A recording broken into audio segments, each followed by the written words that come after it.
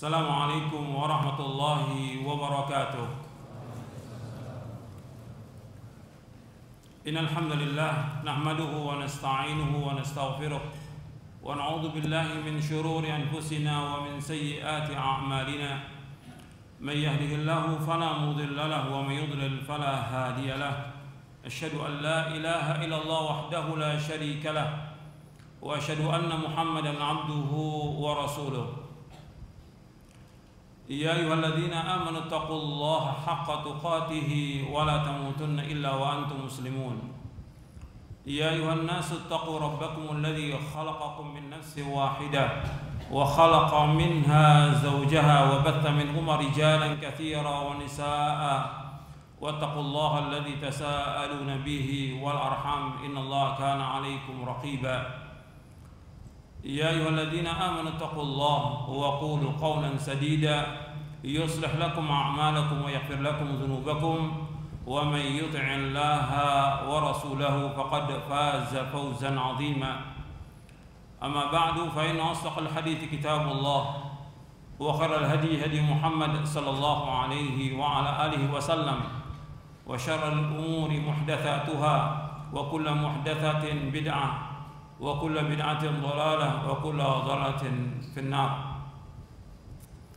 Ayyuhal ikhwah, a'azakumullah. Alhamdulillah, kita bersyukur kepada Allah Subhanahu wa taala atas segala nikmat yang Allah karuniakan kepada kita, nikmat Islam, nikmat iman, nikmat sehat, nikmat afiah, nikmat dijauhkan oleh Allah dari berbagai macam malapetaka, dan nikmat diberikan hidayah di atas Islam dan sunnah, nikmat diberikan hidayah taufik untuk selalu dan senantiasa menuntut ilmu syar'i, dan masih banyak lagi nikmat-nikmat yang lain yang tidak dapat kita hitung, dan kita wajib mensyukuri semua nikmat Allah Subhanahu wa taala, dan kita juga wajib untuk meminta hidayah kepada Allah Subhanahu wa taala.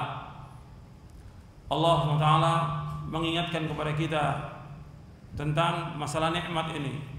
Allah berfirman, wa in ta'uddu ni'matallahi la tuhsuha innal insana ladzalumun kafar. Seandainya kalian menghitung nikmat-nikmat Allah, kalian tidak akan dapat menghitung nikmat-nikmat itu. Sesungguhnya manusia sangat zalim dan manusia sangat kufur. Jadi Allah Subhanahu wa taala mengingatkan kepada kita bahwa manusia itu zalim, kafar, sangat zalim dan sangat kufur kepada Allah. Makanya kita wajib untuk bersyukur atas semua nikmat Allah dan memohon hidayah kepada Allah agar kita diberikan petunjuk. Dan hidayah yang Allah berikan kepada kita membutuhkan hidayah lagi. Maksudnya begini, kita meminta hidayah kepada Allah, yang Allah berikan hidayah kepada kita itu membutuhkan hidayah berikutnya. Umpamanya sekarang begini, ada orang yang diberikan hidayah, dia masuk Islam. Kemudian untuk bisa melaksanakan agama Islam ini dia membutuhkan hidayah. Kemudian untuk melaksanakan agama ini, rincian dari kewajiban, dia membutuhkan hidayah. Untuk memahami apa-apa yang diajarkan, dia membutuhkan hidayah. Dan terus seperti itu. Makanya hidayah ini sangat kita butuhkan. Makanya kita selalu berdoa minimal 17 kali kita membaca ayat ihdinas siratal mustaqim siratal ladzina an'amta 'alaihim ghairil maghdubi 'alaihim waladdallin. Ya Allah, tunjukilah kami ke jalan yang lurus, jalannya orang-orang yang Kau beri nikmat atas mereka, bukannya jalan orang-orang yang Kau murkai, dan bukan pula jalannya orang-orang yang sesat. Hidayah itu sangat kita butuhkan. Maka Nabi sallallahu alaihi wasallam selalu memohon kepada Allah diberikan hidayah. Dan kita nggak akan bisa mendapatkan Islam ini kalau Allah tidak memberikan hidayah. Dan orang juga masuk surga nggak akan bisa kecuali dengan hidayah dari Allah Subhanahu wa taala. Allah tunjuki jalannya untuk masuk surga, dan orang bisa masuk surga dengan rahmat Allah yang sangat luas. Tapi untuk jalan ke sana itu membutuhkan hidayah. Ikhwani fiddin, azakumullah. Allah menyebutkan di dalam Al-Quran, di dalam surah Al-A'raf tentang masalah hidayah ini, bahwa manusia itu membutuhkan hidayah, dan kita enggak akan bisa mendapatkan itu kecuali hidayah dari Allah Subhanahu wa taala. Bukan karena kebisaan kita, tapi memang Allah Subhanahu wa taala memberikan hidayah kepada kita. Ya, Allah menyebutkan di dalam surah Al-A'raf di ayat 43, di ayat 42 Allah menjelaskan tentang orang-orang yang beriman. Setelah itu Allah sebutkan juga ucapan mereka ketika mereka berada di sorga.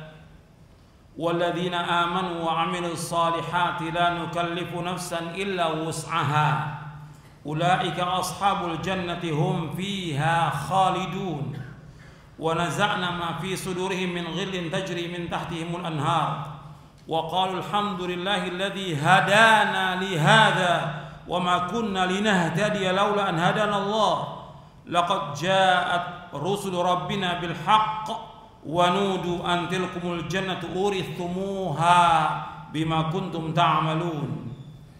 Allah berfirman dalam surah Al-A'raf, surah yang ke-7 ayat 42 ayat 43. Dan orang-orang yang beriman dan beramal saleh, kami tidak membebani satu jiwa melainkan menurut apa yang dia sanggup. Mereka adalah penghuni sorga dan mereka kekal dalam sorga selama-lamanya. Dan kami cabut dari hati mereka kebencian, kedengkian di antara mereka.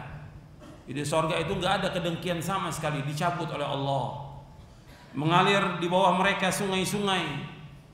Dan mereka berkata, wa qalu alhamdulillahilladzi hadana li hadza wa ma kunna linahtadiya laula an hadana Allah. Di sini disebutkan bahwa mereka berkata, segala puji bagi Allah yang telah memberikan petunjuk kepada kami ke jalan ini menuju sorga ini. Wa ma kunna linahtadiya laula an hadana Allah, dan kami tidak akan dapat petunjuk kalau Allah tidak tunjuki kami. Dan sungguh telah datang Rasul Rabb kami dengan kebenaran. Wanudu, dan mereka disuruh antilkumul jannatu urithumuha bima kuntum ta'malun, dan mereka diseru itulah sorga yang diwariskan kepada kalian dengan sebab apa yang kalian amalkan. Jadi Allah menyebutkan bahwa mereka diberikan hidayah oleh Allah di dunia dan juga diberikan hidayah ketika mereka masuk ke dalam sorga. Ini kenikmatan yang luar biasa. Jadi hidayah kita dalam hidup ini dan juga hidayah dimasukkan oleh Allah ke dalam jannah. Mereka mengatakan demikian, wa qalu alhamdulillahilladzi hadana li hadza wa ma kunna linahtadiya laula an hadana Allah. Jadi mereka berkata, segala puji bagi Allah yang telah menunjuki kami ke jalan ini, dan kami tidak akan mungkin dapat hidayah kalau Allah tidak tunjuki kami. Enggak mungkin kita dapat hidayah kalau Allah tidak tunjuki. Maka kita bersyukur kepada Allah Taala dengan hidayah yang Allah berikan kepada kita di atas Islam dan Sunnah. Dan kita nggak boleh bangga dengan diri kita. Semua itu berkat pertolongan Allah. Semua itu berkat hidayah dari Allah. Semua itu berkat rahmat dari Allah. Nggak ada yang bisa kita banggakan. Hidayah ini milik Allah mutlak. Ini dikatakan hidayah at-taufiq. Itu milik Allah mutlak. Makanya kita bersyukur kepada Allah diberikan hidayah di atas Islam dan Sunnah. Ikhwan fiddin, azakumullah. Kajian pada hari ini itu berkaitan dengan tujuan hidup seorang mukmin adalah sorga.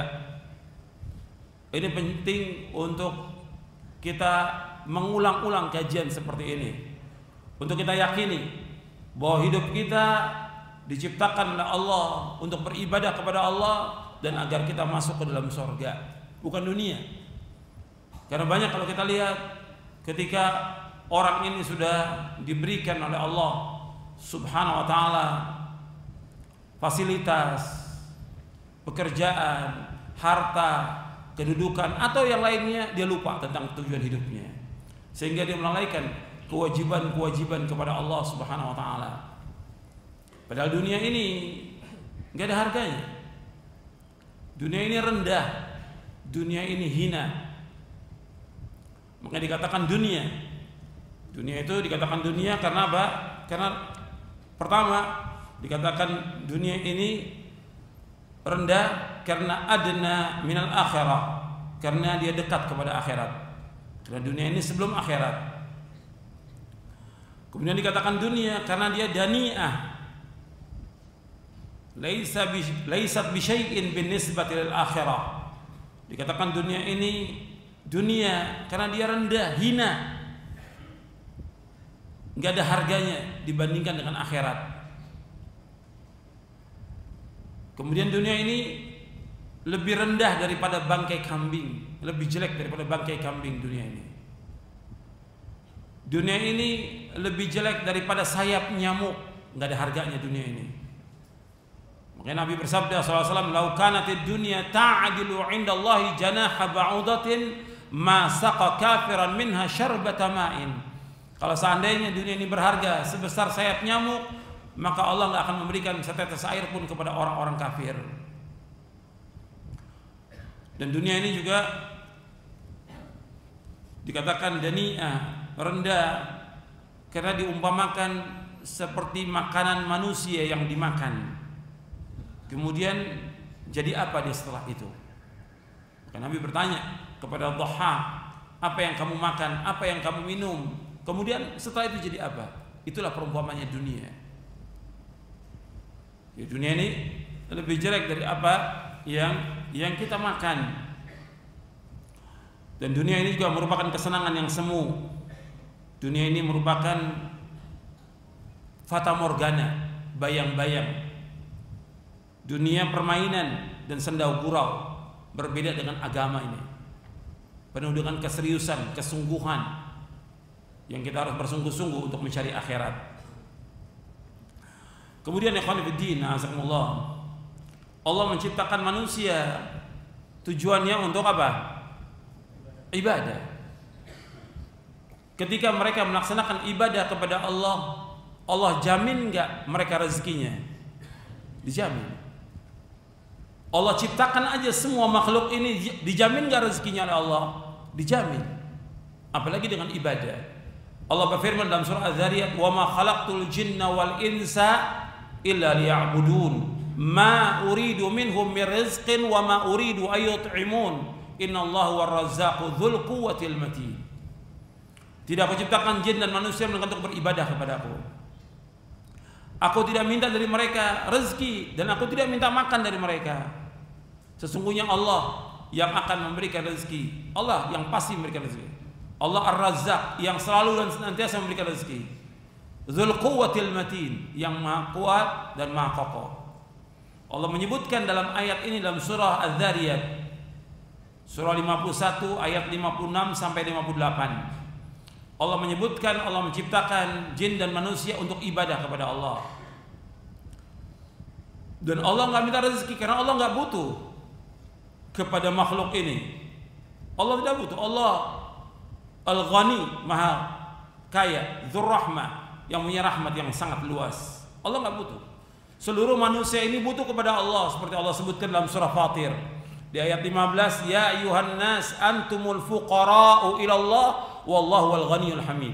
Wahai manusia, sesungguhnya kalian ini butuh kepada Allah, dan Allah itu yang maha kaya dan Allah maha terpuji. Jadi manusia yang butuh kepada Allah, Allah nggak butuh kepada manusia. Allah nggak butuh minta makan sama sekali, tapi Allah memberikan makan kepada makhluk ini. Allah yang memberikan rezeki kepada makhluk. Jadi kita ibadah dengan ibadah kepada Allah, Allah berikan rezeki kepada kita. Ini harus kita yakini dan harus kita imani. Makanya Allah juga ketika menyuruh orang untuk ibadah kepada Allah, bukan berarti Allah butuh. Allah tidak butuh, sama sekali nggak butuh. Nggak butuh sama sekali. Tapi kita ibadah untuk kebutuhan siapa? Kebutuhan kita. Karena kita sangat butuh kepada Allah. Sangat butuh kepada Allah. Lebih dari nafas kita butuh kepada Allah Subhanahu wa taala. Allah nggak butuh kepada makhluk, tapi Allah mewajibkan kepada mereka untuk ibadah hanya kepada Allah Subhanahu wa taala. Bahkan ketika Allah memerintahkan untuk sholat, Allah juga mengatakan bahwa Allah nggak minta rezeki dari mereka. Ketika Allah menyuruh hambanya untuk sholat, yang butuh sholat itu Allah atau kita? Kita yang butuh. Dan Allah nggak minta rezeki, Allah yang akan memberikan rezeki. Antum lihat, Allah berfirman dalam surah Taha, surah yang ke-20 ayat 132. Wa'mur ahlaka bis-salati wastabir 'alaiha la nas'aluka rizqa nahnu narzuquk wal 'aqibatu lit-taqwa. Allah berfirman dalam surah Taha ayat 132, perintahkan keluarga kamu untuk salat dan sabarlah. Kata Allah, la nas'aluka rizqa, kami enggak minta rezeki kepada kamu. Nahnu narzuquk, kami akan berikan rezeki kepada kamu. Wal 'aqibatu lit-taqwa, dan akibat yang baik bagi orang-orang yang bertakwa. Jadi Allah SWT menyuruh orang untuk sholat, bukan berarti Allah butuh kepada mereka, tidak. Tapi makhluk ini butuh kepada Allah, kita sangat butuh kepada Allah. Allah nggak minta rezeki, tapi Allah yang akan berikan rezeki kepada hambanya. Begitu juga ibadah-ibadah yang lain, seperti puasa. Allah mewajibkan puasa karena memang kita butuh untuk bisa melaksanakan puasa ini. Dan dengan puasa ini Allah akan ampunkan dosa kita. Allah akan ampunkan dosa-dosa kita. Man shama ramadhana imanan wa ihtisaban ghufira lahu ma taqaddama min dhanbi. Barang siapa yang puasa Ramadan dengan iman dan mengharapkan ganjaran, akan diampunkan dosa yang lalu.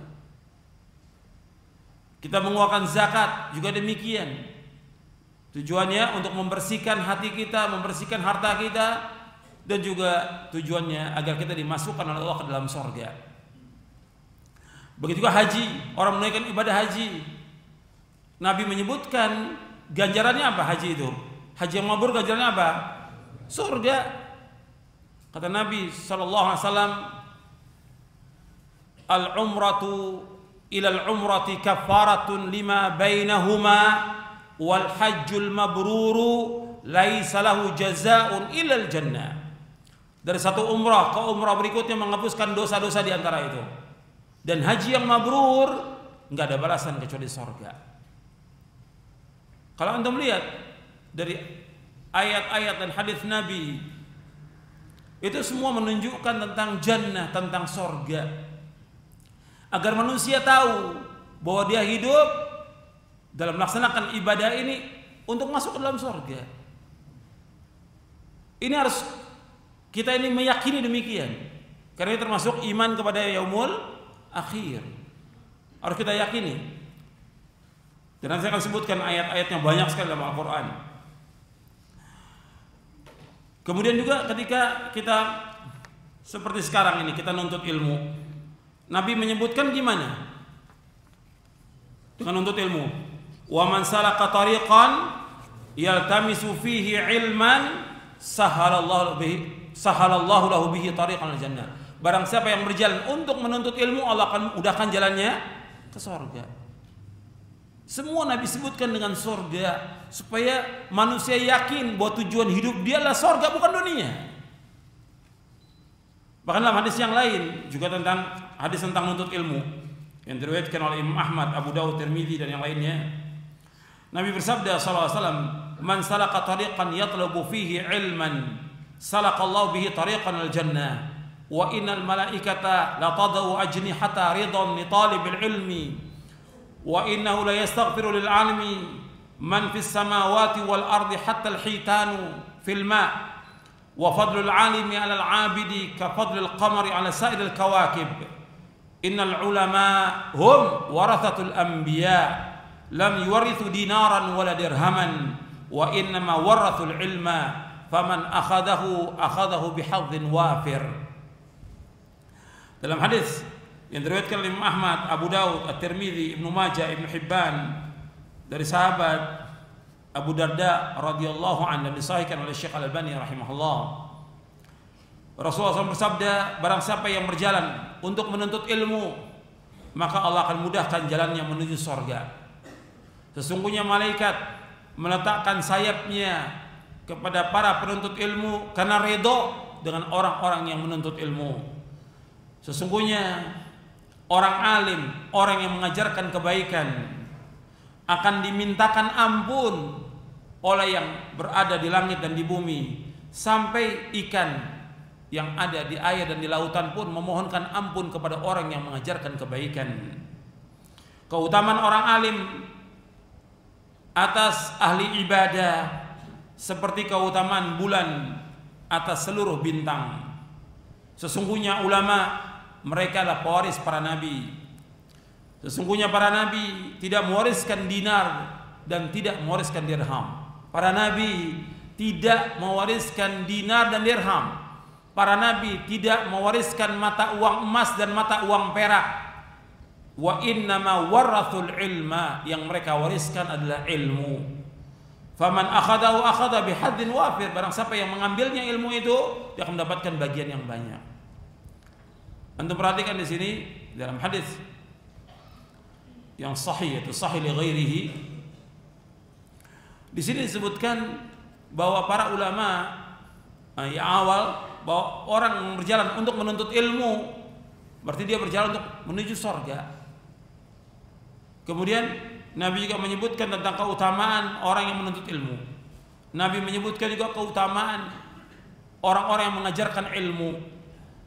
Nabi utamakan orang alim atas ahli ibadah lebih daripada keutamaan dari bulan. Artinya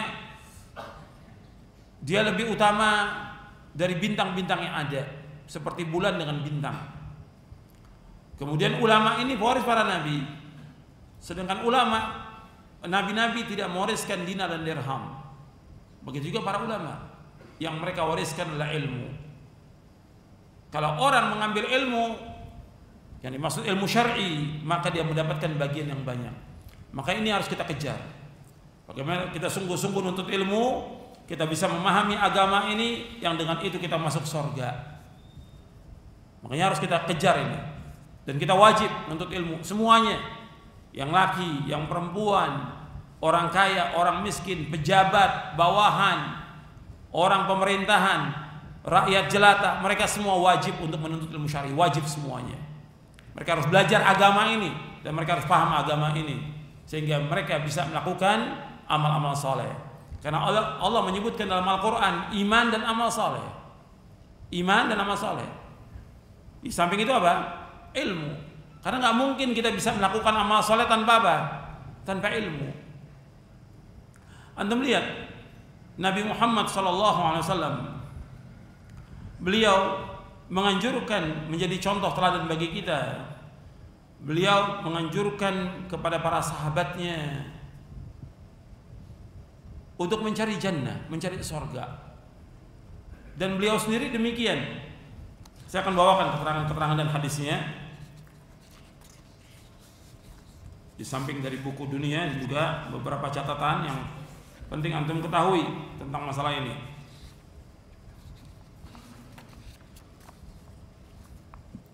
Nabi Muhammad SAW, jadi kalau antum mau catat, ya, yang pertama tadi pembahasan kita tentang tujuan hidup seorang mukmin adalah surga.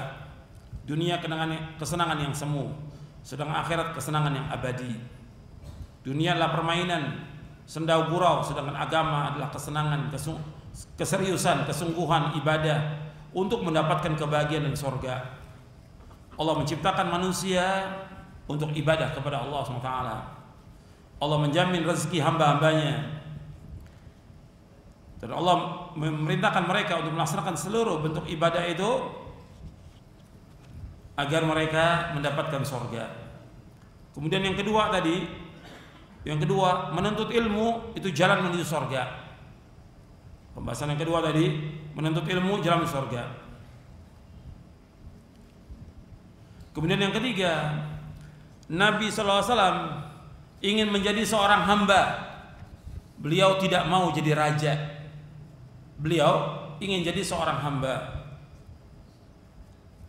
Dari sahabat Abu Hurairah radhiyallahu anhu, jalasa Jibril ila Nabi SAW fanadhara ila as-sama' fa idza malakun yanzil faqala Jibril inna hadzal malak ma nazala mundu yaumi khuliqa qabla as-sa'ah falamma nazala qala ya Muhammad arsalni ilaika rabbuk afamalikan nabiyyan yaj'aluka aw 'abdan rasula? Qala Jibril tawadha li rabbika ya Muhammad. Qala bal 'abdan rasula. Dari Abu Hurairah radhiyallahu anhu ia berkata, Jibril duduk dekat Nabi sallallahu alaihi wasallam lalu melihat ke langit. Tiba-tiba ada seorang malaikat turun. Jibril berkata, malaikat ini belum pernah turun sejak diciptakan malaikat ini. Kata malaikat Jibril, malaikat ini sejak diciptakan Allah belum pernah turun. Kemudian dia turun. Dia mengatakan kepada Nabi SAW, malaikat ini, ya Muhammad, wahai Muhammad, Allah telah mengutus aku kepadamu. Apakah engkau ingin menjadi seorang raja dan seorang nabi, atau engkau ingin menjadi seorang hamba dan seorang rasul? Apa kata malaikat Jibril kepada Nabi Muhammad SAW? Tawadhu li rabbika ya Muhammad. Tawadhu wahai Muhammad, tawadhu. Maka Nabi Muhammad menjawab sallallahu alaihi wasallam, bal abdan rasula. Bahkan aku ingin jadi seorang hamba dan seorang rasul. Kalau Nabi mau, dikasih nggak mau Allah? Dikasih. Kalau Nabi mau, Nabi menjadi raja, diberikan seluruh fasilitas kerajaan, dikasih mau Allah, pasti dikasih. Tapi Nabi nggak mau. Nabi menjawab, bal abdan rasula. Bahkan aku ingin menjadi seorang hamba dan seorang rasul. Hadis ini sahih, diriwayatkan oleh Imam Ahmad, Ibnu Hibban, disahihkan oleh Syekh Al-Albani dalam silsilah hadis as-sahihah. Kemudian juga kita lihat lagi bahwa Nabi SAW ingin menjadi seorang hamba, bukan menjadi raja, hamba dan rasul. Antum lihat di buku Dunia Lebih Jelek dari Bangkai Kambing. Antum lihat di halaman 125. Antum lihat di buku Dunia Lebih Jelek dari Bangkai Kambing di halaman 125. Jadi ada seorang wanita Ansar masuk ke dalam rumahku, kata Aisyah radhiyallahu anha. Lalu dia melihat alas tidur Rasulullah SAW adalah kain yang dilipat. Kemudian dia pun pulang mengirimkan kepadaku kasur yang berisi wol. Kemudian Rasulullah SAW bersabda, apa ini wahai Aisyah? Aku berkata, wahai Rasulullah, ada seorang wanita Ansar yang masuk ke dalam rumahku dan melihat ranjangmu. Kemudian dia pergi dan mengirimkan ini kepadaku. Apa kata Rasulullah SAW? Nabi bersabda SAW, ruddihi ya Aisyah, ruddihi. Fawallahi law syi'tu la ajrallahu ma'i jibal adz-dzahab wal fiddah. Apa kata Nabi SAW? Kembalikan wahai Aisyah, kembalikan wahai Aisyah. Demi Allah, seandainya aku mau, maka Allah akan menjalankan gunung emas dan perak bersamaku. Kalau aku mau dunia, Allah akan kasih itu gunung jadi emas, gunung itu jadi perak bersama aku, untuk aku. Kalau seandainya aku mau. Tapi Rasul nggak mau. Rasul nggak mau dunia. Yang ingin diinginkan Rasul apa? Sorga, jannah.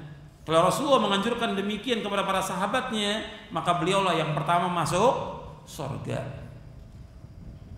Jadi kalau orang mengatakan bahwa Rasulullah nggak dijamin masuk sorga, ini yang mengatakan orang munafik, orang zindik.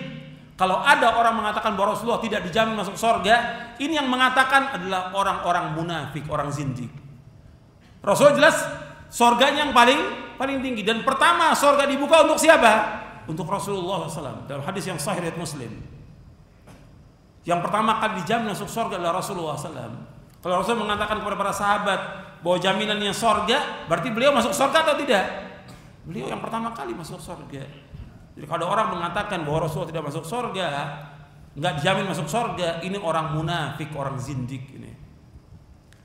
Ya kalau dikatakan Rasul nggak jamin masuk surga, buat apa orang masuk Islam nantinya? Ini orang zindik, orang munafik. Kemudian juga antum lihat lagi di halaman selanjutnya, ketika Umar bin Khattab radhiyallahu an melihat Rasulullah tidur di atas tikar dan membekas di mukanya, di badannya. Jadi kata Umar radhiyallahu an, "Faraitu athar al-hasir fi jambihi fabagaitu faqala ma yubkik faqultu ya Rasulullah inna Kisra wa Qaisar fima huma fihi wa anta Rasulullah faqal ama tarda an takuna lahumud dunya wa lana al-akhirah." Kata Umar radhiyallahu an ketika melihat bekas tikar di badan beliau bagian samping, maka kata Umar, aku menangis. Kemudian Rasulullah SAW berkata, apa yang membuat kamu menangis? Kata Umar, aku berkata, wahai Rasulullah sallallahu alaihi wasallam, sesungguhnya Kisra dan Kaisar, artinya kerajaan Persia dan Romawi, dengan apa yang mereka miliki dari dunia, sedangkan engkau adalah utusan Allah. Lalu beliau sallallahu alaihi wasallam bersabda, "Ama tarda an takuna lahumud dunya wal akhirah." Tidaklah engkau ridha jika dunia untuk mereka orang-orang kafir dan akhirat untuk kita. Biarkan dunia untuk mereka, akhirat untuk kita. Memang juga Allah menciptakan dunia ini untuk kesenangan orang-orang kafir. Dunia ini bagi orang kafir apa? Sorga. Dunia ini bagi orang mukmin apa? Penjara. Kata Nabi SAW, ad-dunya sijnul mu'min wa jannatul kafir. Kata Rasulullah SAW, dunia itu penjara bagi orang mukmin dan surga bagi orang-orang kafir. Hadis ini sahih riwayat Muslim dan Tirmidzi. Dunia ini sijnul mu'min, penjaranya orang mukmin, wa jannatul kafir, surga bagi orang kafir. Karena orang kafir bebas melakukan apa saja. Nggak ada batasan, nggak ada larangan, nggak ada hukum. Tapi kalau orang mukmin ada batasan-batasan, ada kewajiban yang dia wajib laksanakan, ada larangan yang nggak boleh dia langgar. Maka diumpamakan seperti penjara. Begitu juga dalam riwayat yang lain, hadis ini sahih Bukhari Muslim muttafaqun alaih. Dalam riwayat yang lain Nabi bersabda kepada Umar bin Khattab radhiyallahu anhu, kata Nabi SAW, ulaika qaumun ujilat lahum thayyibatum fil hayatid dunya. Mereka adalah kaum yang disegerakan untuk mereka kenikmatan kesenangan dalam kehidupan dunia. Hadis ini muttafaqun alaih. Diriwayatkan oleh Imam Bukhari dan Muslim. Di dunia ini untuk mereka, untuk orang-orang kafir. Dunia ini. Yang Nabi cari adalah apa? Surga. Dan Nabi juga demikian kepada para sahabat radhiyallahu anhu.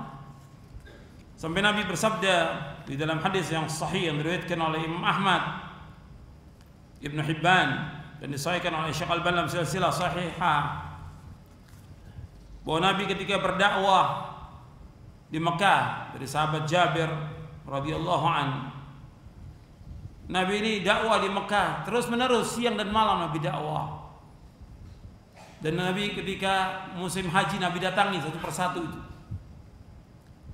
Di Mina, di Arafah, di Muzdalifah, didatangi oleh Nabi SAW. Disebutkan didatangi di rumah-rumah mereka, di tempat-tempat tinggal mereka, dan juga pada musim haji di Mina Nabi datangi mereka. Sampai Nabi berkatakan, mayyuwini mayansuruni hatta uballigha risalat rabbi walahul jannah. Kata Nabi SAW, siapa yang akan melindungi aku, siapa yang akan menolong aku sehingga aku bisa menyampaikan risalah Rabbku dan bagi orang itu sorga. Itu perhatikan, yang Nabi tawarkan di sini sorga, bukan dunia, bukan jabatan, bukan kedudukan, bukan pangkat, bukan yang lainnya. Yang Nabi tawarkan apa kepada mereka? Sorga. Siapa yang mau nolong aku untuk menyampaikan perkataan Allah ini kepada umat ini, jaminannya sorga. Kemudian juga dalam riwayat yang sama, yaitu ketika baiat Aqabah yang kedua. Baiat Aqabah yang kedua. Jadi ada baiat Aqabah yang pertama, kemudian yang kedua, yaitu orang-orang Ansar dari Madinah, dari Yathrib, Madinah. Mereka datang ketika musim haji dan mereka baiat masuk Islam. Nah, waktu itu datang 70 orang ini, orang-orang Ansar. Maka Nabi SAW berkata kepada mereka, kata mereka begini, ya Rasulullah, ala manubayyi'uka, kata orang-orang Ansar ini yang 70 orang, atas apa kami bayat engkau ya Rasulullah? Qal tubayyi'uni ala sam'i wa ta'ah fil nashati wal kasal wan nafaqa fil usri wal yusr wal amri bil ma'ruf wan nahyi 'anil munkar wa an taqulu fillahi la takhafuna fillahi lawmata la'im wa ala an tansuruni fatamna'uni idza qadimtu 'alaikum mimma tamna'una minhu anfusakum wa azwajakum wa abna'akum wa lakumul jannah. Itu perhatikan di sini. Ya Rasulullah, atas apa aku baiat engkau ya Rasulullah? Engkau baiat aku untuk mendengar dan taat, baik ketika engkau semangat maupun ketika engkau malas. Dan engkau memberikan nafkah ketika sulit dan ketika senang. Dan engkau memerintahkan yang ma'ruf dan mencegah yang mungkar. Dan hendaknya engkau berkata di jalan Allah dan tidak takut, berkata yang benar di jalan Allah dan tidak takut celaan orang yang mencela. Dan kalian wajib menolong aku, dan kalian wajib mencegah dari gangguan orang lain ketika aku datang kepada kalian, sebagaimana kalian menolong dan membela diri kalian, istri-istri kalian dan anak-anak kalian. Walakumul jannah, bagi kalian surga. Artinya Nabi SAW memberikan baiat kepada mereka untuk mendengar dan taat dan membela Nabi ketika Nabi datang ke Madinah. Kalau Nabi datang ke Madinah, kalian wajib membela sebagaimana kalian membela diri kalian, istri kalian, anak kalian, wajib membela Rasulullah SAW. Maka jaminannya surga. Bukan dikasih jabatan menteri, bukan. Atau kedudukan apa lagi, jabatan-jabatan yang penting, atau posisi-posisi yang penting, tidak. Yang Nabi berikan jaminan kepada sahabat, walakumul jannah, bagi kalian surga, enggak ada yang lain. Dan itu terus, dan itu diyakini oleh para sahabat, hatta orang yang baru masuk Islam. Saya akan bacakan riwayatnya. Dan terus seperti itu. Kemudian para sahabat juga melaksanakan, faqumna ilaina fabaya'nahu. Hadisnya panjang ya, saya nggak baca semuanya. Fa akhadha alaina wa syarata wa yu'tina ala dzalikal jannah. Kata orang-orang Ansar, kami berdiri, kami laksanakan baiat kepada Nabi, dan Nabi mengambil baiat kepada kami, memberikan syarat, dan Nabi memberikan kepada kami, kalau kami taat melaksanakan baiat ini, itu Allah akan jamin dengan surga. Hadis ini diriwayatkan oleh Imam Ahmad, Ibnu Hibban, disahihkan oleh Syekh Al-Albani dalam silsilah hadis as-sahihah di juz yang pertama. Pernah ada seorang yang bernama Umair bin Al-Humam Al-Ansari. Umair ibn Al-Humam Al-Ansari, sebagaimana riwayat Muslim. Ya Rasulullah sallallahu alaihi wasallam ketika perang Badar, itu Rasulullah waktu perang Badar itu mengatakan kepada para sahabat, qumu ila jannatin arduhas samawati wal ard. Itu perhatikan, Nabi memberikan semangat kepada para sahabat ketika berhadapan dengan orang-orang musyrikin. Antum tahu kaum musyrikin pada waktu jumlahnya berapa? 1000 orang. Sahabat 300, lebih sedikit. Nabi memberikan semangat kepada para sahabat, qumu, bangkitlah kalian ke sorga yang luasnya seluas langit dan bumi. Tiba-tiba Umair bin Al-Humam Al-Ansari berkata, ya Rasulullah, jannatun arduhas samawati wal ard? Qala na'am. Wahai Rasulullah, surga seluas langit dan bumi? Iya. Kata Umair, bah. Faqala Rasulullah, apa yang membawamu mengatakan bah? Artinya kalimat menyenangkan ini. Buat apa saya makan kurma ini saja, saya nggak ngambil yang ini, surga ini. Maka dia tinggalkan itu. Apa yang membuat kamu mengatakan demikian? Apa jawab Umair bin Humam Al-Ansari? La wallahi ya Rasulullah, illa raja'i akuna min ahliha.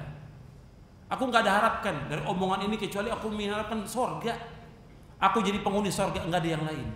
Bukan kedudukan, bukan jabatan, bukan ghanimah, bukan harta rampasan perang, bukan semuanya. An akuna min ahliha. Aku menjadi penghuni surga. Kemudian dia keluarkan beberapa korma itu, dia makan. Kemudian kata dia, kalau aku masih makan beberapa butir kurma, masih lama hidup aku ini. Maka ditinggalkan oleh dia, dilemparkan. Kemudian dia perang. Tsumma qatalahum hatta kutil. Dia memerangi orang-orang kafir itu sampai dia terbunuh syahid di perang Badar. Dan orang yang ikut perang Badar saja dijamin oleh Rasulullah dengan surga. Hadis ini sahih, diriwayatkan oleh Imam Muslim. Kemudian juga hadis yang lain, Syaddad bin Had menjelaskan tentang anna rajulan min al-Arab, ada seorang Badui. Dia datang kepada Nabi SAW, beriman dan mengikuti Nabi SAW. Kemudian dia ikut perang, beriman, ikut perang.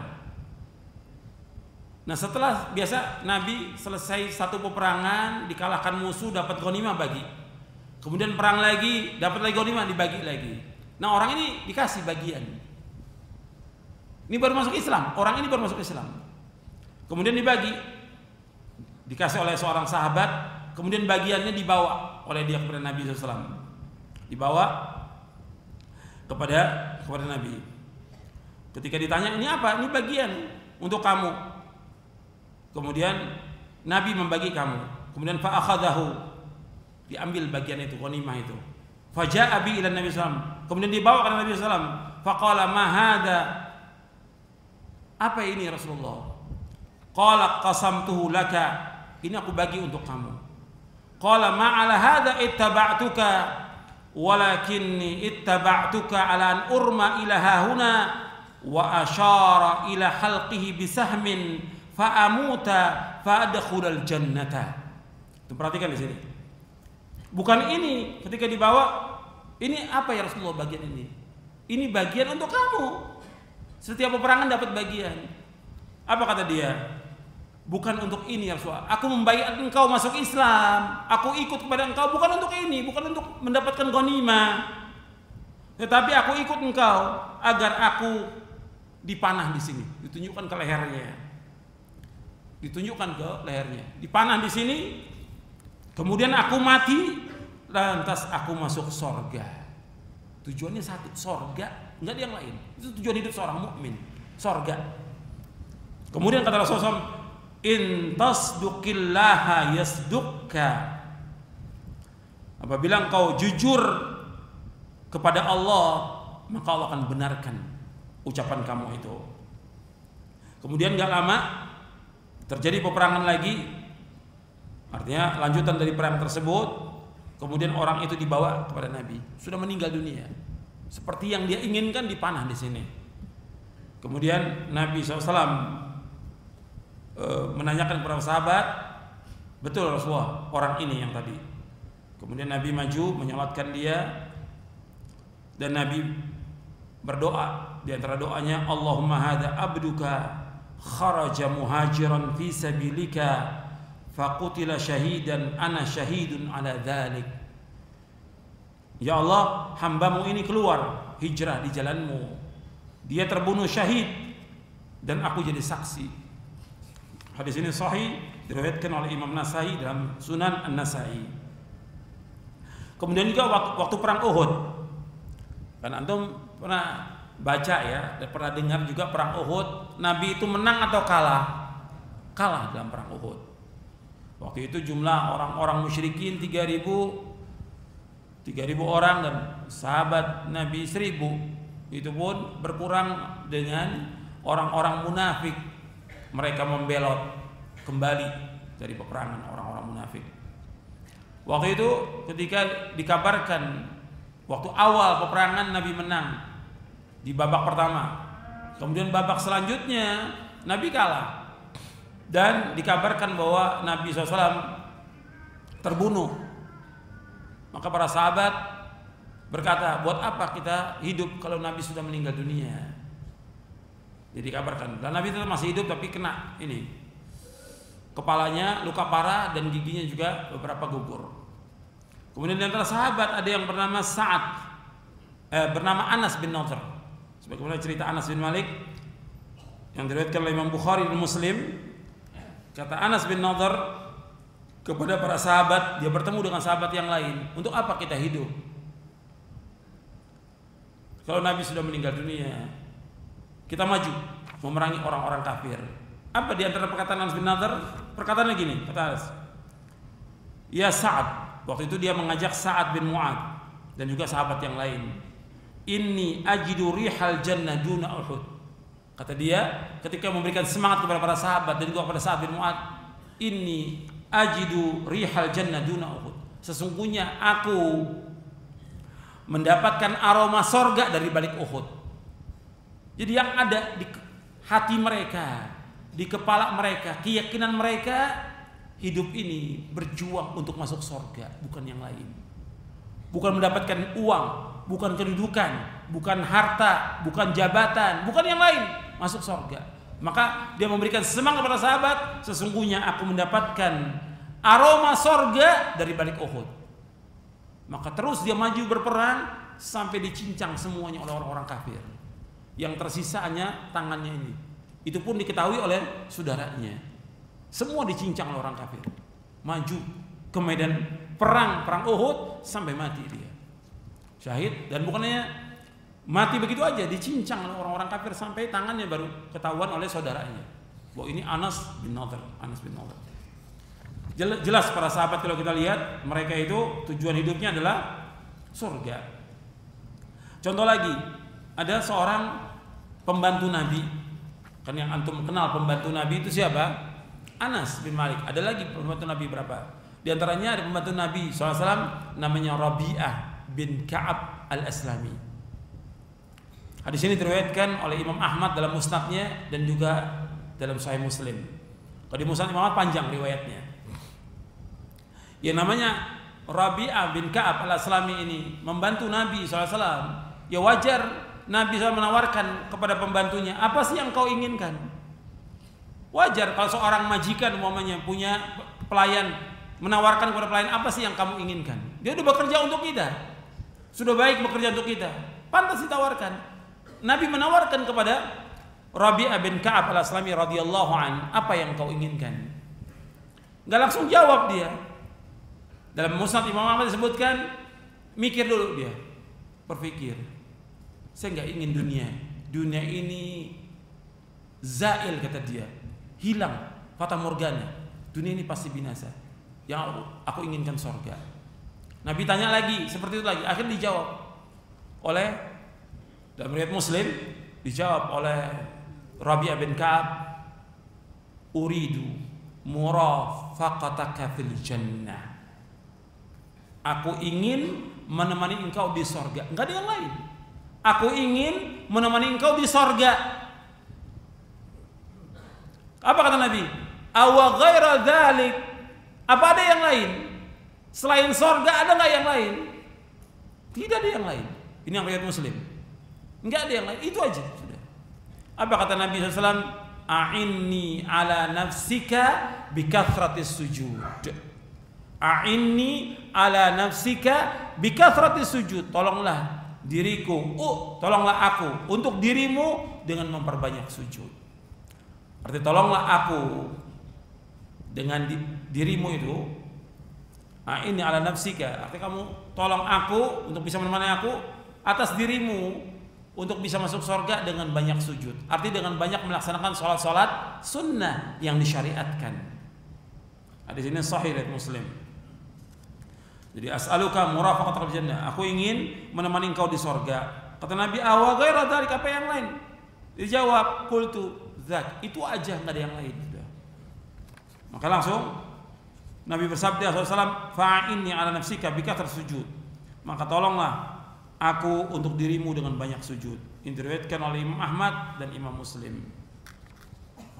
Jadi ikhwan fillah, azakumullah, masih banyak lagi, puluhan lagi yang lain. Ini diantaranya yang saya sebutkan. Hatta orang yang baru masuk Islam, begitu juga kisah di perang Uhud juga ada, perang Badar tadi ada, di perang Uhud juga ada.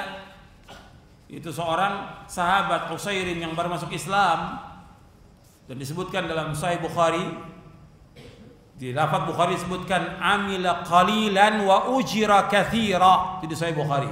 Dia beramal sedikit diberikan ganjaran yang banyak. Artinya dia ikut dalam perang Uhud, baru masuk Islam, kemudian mati syahid, amalnya sedikit, baru masuk Islam langsung perang. Kemudian wa ujira katsira, diberikan ganjaran yang besar. Apa ganjarannya? Surga yang abadi. Jadi ikhwan fillah, jazakumullah, yang kita cari ini, hidup ini adalah jannah, surga, bukan dunia. Dunia enggak ada arti apa-apa. Jadi tadi Nabi menjadi seorang hamba, tidak mau jadi raja. Yang keempat, Nabi tidak ingin dunia, Nabi ingin surga. Kemudian yang kelima, Nabi SAW mengajarkan para sahabatnya untuk melakukan amal-amal saleh yang membawa ke surga. Kemudian yang keenam, Nabi SAW membaiat para sahabat Ansar untuk masuk surga. Membaiat para sahabat Ansar untuk masuk surga. Dan masih banyak lagi yang lain. Jadi tujuan hidup seorang mukmin adalah surga. Dan Allah menyuruh kita untuk mencari dunia atau surga.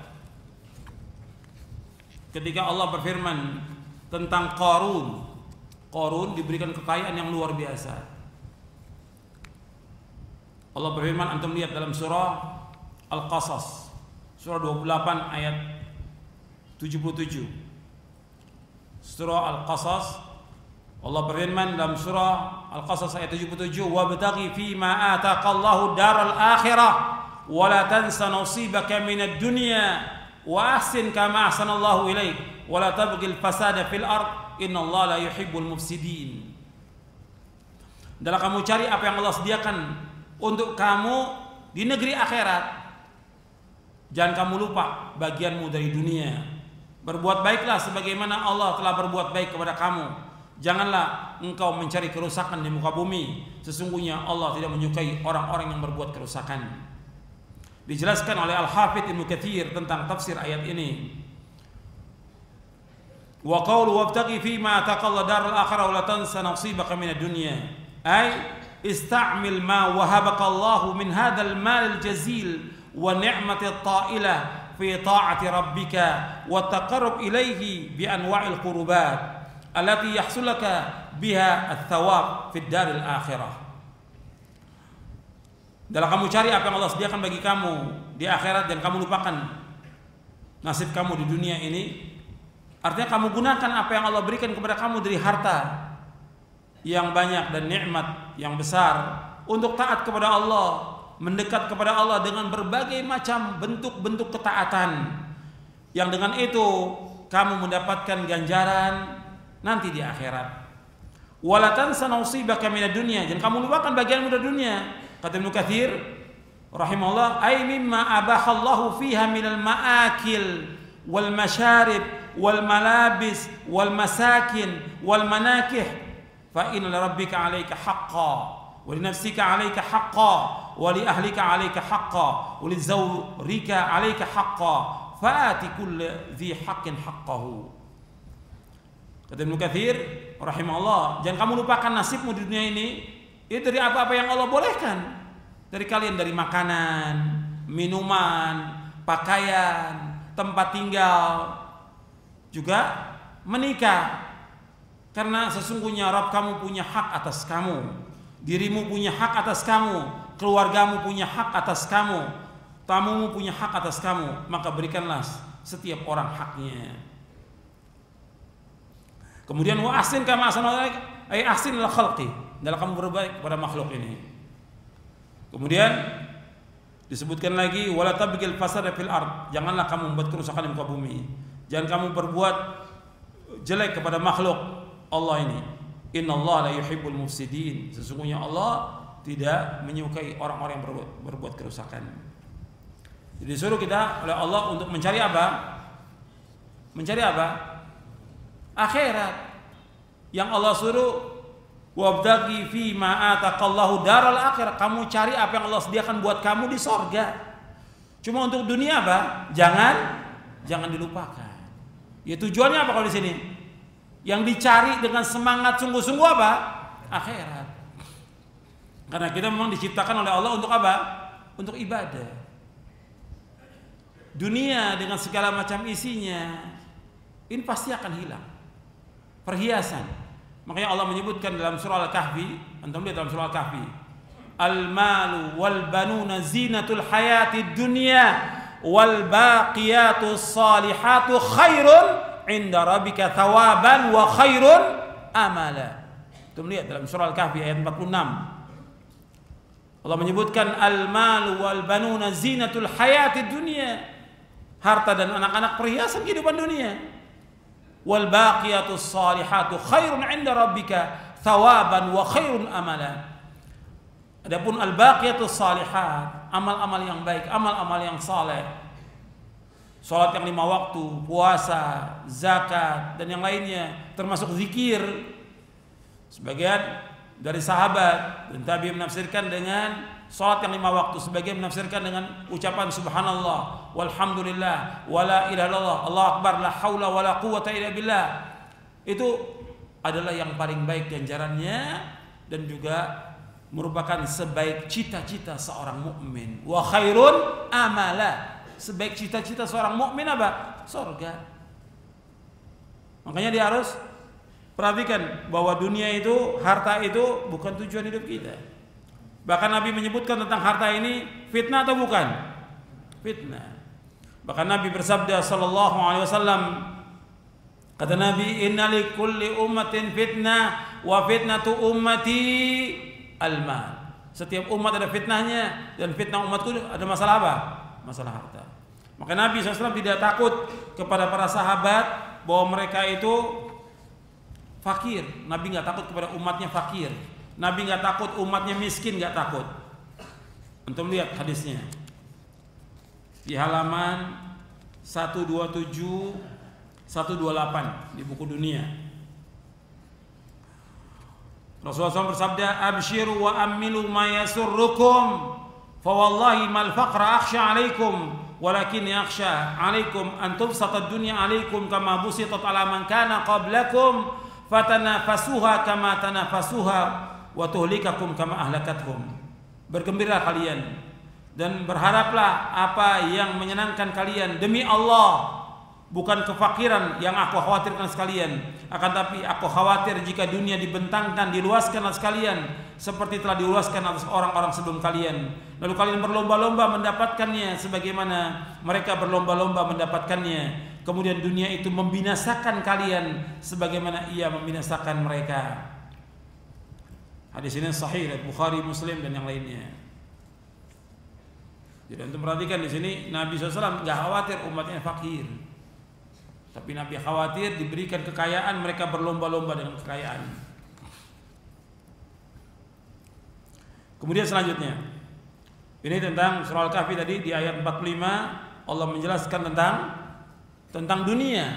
Dunia itu seperti pohonan yang turunkan hujan, bagus, indah. Apa terus indah? Tidak, pasti akan kering dan pasti akan hancur. Itulah dunia.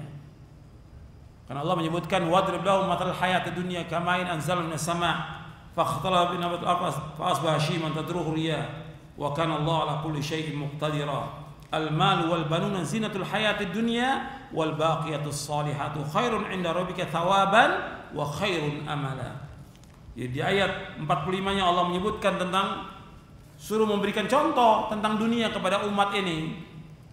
Ya, dunia itu seperti air yang turun dari langit kemudian bercampur dengan tanah dan tumbuhlah tumbuh-tumbuhan. Kemudian dia menjadi indah, bagus, kemudian menjadi kering. Hancur diterpa oleh angin. Dan Allah Maha berkuasa atas segala sesuatu. Kemudian Allah sebutkan lagi tentang harta dan anak-anak merupakan perhiasan dunia. Tapi Allah menyebutkan wal baqiyatus salihat khairun 'inda rabbika thawaban wa khairun amala. Disuruh kita al baqiyat salih, mengerjakan amal-amal saleh, iman dan amal saleh. Dan itu yang paling kekal. Makanya Allah menyebutkan dalam Al-Qur'an, kalau antum lihat dalam ayat Al-Qur'an banyak sekali Allah menyebutkan tentang iman dan amal soleh memasukkan manusia ke sorga. Kalau Allah menyebutkan demikian dalam Al-Quran, kalau kita tadabbur, berarti kita disuruh untuk apa? Untuk mengokohkan iman kita, menguatkan iman kita, kemudian kita terus menuntut ilmu dan kita memperbanyak apa? Amal soleh. Anda melihat banyak ya, bukan satu ayat di surah Al-Baqarah aja Anda bisa lihat. Wa basyiril ladzina amanu wa amilus salihati anna lahum jannatin tajri min tahtil anhar. Seterusnya, berikanlah kabar gembira kepada orang beriman beramal saleh bahwa bagi mereka surga-surga yang mengalir di bawahnya sungai-sungai. Dan seterusnya. Kemudian juga Allah berfirman dalam surah Al-Kahfi, innal ladzina amanu wa amilus salihati kanat lahum jannatul firdausi nuzula. Sungguhnya orang beriman dan beramal saleh, bagi mereka surga-surga firdaus sebagai tempat tinggal mereka. Allah juga berfirman dalam surah Yunus, innal ladzina amanu wa amilus salihati yahdihim rabbuhum bi imanihim tajri min tahtihimul anharu fi jannatin na'im. Sungguhnya orang beriman dan beramal saleh, Allah tunjuki dengan iman mereka mengalir di bawah mereka sungai-sungai di sorga yang penuh dengan kenikmatan. Allah juga berfirman dalam surah Luqman, innal ladzina amanu wa amilus salihati lahum jannatun na'im. Sesungguhnya orang beriman beramal saleh, bagi mereka itu surga-surga kenikmatan. Dalam surah Al-Buruj Allah berfirman, innal ladzina amanu wa amilus salihati lahum jannatun tajri min tahtil anhar dzalikal fawzul kabir. Sesungguhnya orang-orang beriman dan beramal saleh, bagi mereka surga-surga yang mengalir di bawahnya sungai-sungai, yang demikian kemenangan yang besar. Semuanya Allah sebutkan dengan apa? Surga. Kalau antum tadabbur ayat Al-Quran, mesti kita tambah semangat dalam kita melakukan amal-amal soleh. Tujuannya apa? Surga. Bukan dapat balasan di dunia, bukan. Bukan dapat kedudukan, bukan jabatan, bukan pujian, bukan sanjungan, bukan harta, bukan uang, bukan yang lain. Tapi surga. Seluruh amal soleh yang kita tujukan adalah surga. Makanya ketika ada orang yang menuntut ilmu, yang mestinya nuntut ilmunya karena Allah, tapi ingin mendapatkan apa? Sesuatu sedikit dari dunia, uang. Ini nuntut ilmu, apalagi yang mengajarkannya. Mesti diharapkan karena Allah, bukan mengharapkan uang dari manusia, bukan mengharapkan sesuatu dari manusia. Diharapkan apa? Keridhaan Allah. Yang diharapkan surga dengan dia mengajarkan ilmu yang bermanfaat kepada umat ini, bukan dunia. Maka Nabi bersabda tentang orang yang nuntut ilmu, man ta'allama ilman mimma yubtaqa bihi wajhullah la yata'allamu illa liyusiba bi ardhin min ad-dunya lam yajid arfal jannati yaumil qiyamah. Barang siapa yang menuntut ilmu yang mestinya dia mencari wajah Allah, tapi dia menuntut ilmu untuk mengharapkan sedikit dari dunia, maka dia tidak mendapatkan aroma surga. Hadis ini sahih, disahihkan oleh Syekh Albani, oleh Abu Daud dan yang lainnya. Jadi orang yang menuntut ilmu tujuan dunia, maka enggak dapat aroma surga. Begitu juga orang mengajarkan ilmu, mendakwakan ilmu, diharapkan Allah SWT. Yang diharapkan surga. Makanya antum lihat para nabi dan para rasul alaihi wassalatu wassalam dalam Al-Quran, Allah ulang-ulang dalam surah Asy-Syu'ara, la as'alukum alaihi ajra in ajriya ala rabbil alamin. Aku enggak minta upah dari berdakwah ini, mengajak manusia ke Allah. Aku enggak minta upah, nggak minta ganjaran, tapi yang aku harapkan apa? Ganjaranku adalah di sisi Allah SWT. Nabi Nuh juga mengatakan, Nabi Nuh alaihissalam, la as'alukum alaihi mala, aku nggak minta upah, nggak minta harta dari kalian. Jadi ikhwan fillah, jazakumullah, jelas itu tujuan hidup seorang mukmin adalah jannah, surga. Itu harus jelas di depan mata kita, jelas. Gitu. Kita harus yakin, karena kita wajib mengimani tentang yaumul akhir, bukan dunia. Kemudian ikhwan fillah, jazakumullah, antum perhatikan lagi yang dapat mengingatkan kita juga kepada akhirat, kepada surga, yaitu kita ingat kepada mati. Antum lihat di bab yang ke-12 di buku dunia, banyak orang-orang yang sibuk dengan kedudukan, dengan jabatan, dengan segala macam. Dia ini nggak yakin bahwa dia pasti akan mati. Antum lihat, sibuk dengan jabatannya, sibuk dengan dunianya, sibuk dengan kedudukannya, sampai sholat ditinggalkan, sampai kewajiban kepada orang tuanya ditinggalkan, Dan kewajiban yang lain ditinggalkan oleh dia. Kenapa dunia? Yang dikejar apa? Dunia. Dia nggak ingat bahwa dia pasti akan mati. Antum bisa lihat orang-orang yang udah mengejar dunia, yang akhirnya apa? Yang akhirnya sakit mereka. Sebagian jabatannya hilang dan dia nggak dapat apa-apa. Sebagian sakit yang berkepanjangan. Sebagian dia kena azab dengan sebab perbuatan dosa dan maksiat yang dia lakukan. Ada yang sakit berkepanjangan. Ada yang juga diberikan macam-macam sudah azab pada dirinya, pada istrinya, pada anaknya, pada segala macam. Karena apa? Karena dosa yang dia lakukan. Dia nggak ingat bahwa dia itu pasti akan mati. Kita harus ingat. Dan kita juga jangan tertipu dengan kehidupan orang kafir. Saya bawakan di buku ini, buku dunia ini. Jangan tertipu. Orang-orang kafir yang diberikan segala macam fasilitas, kenikmatan dan segala macam, tujuannya apa?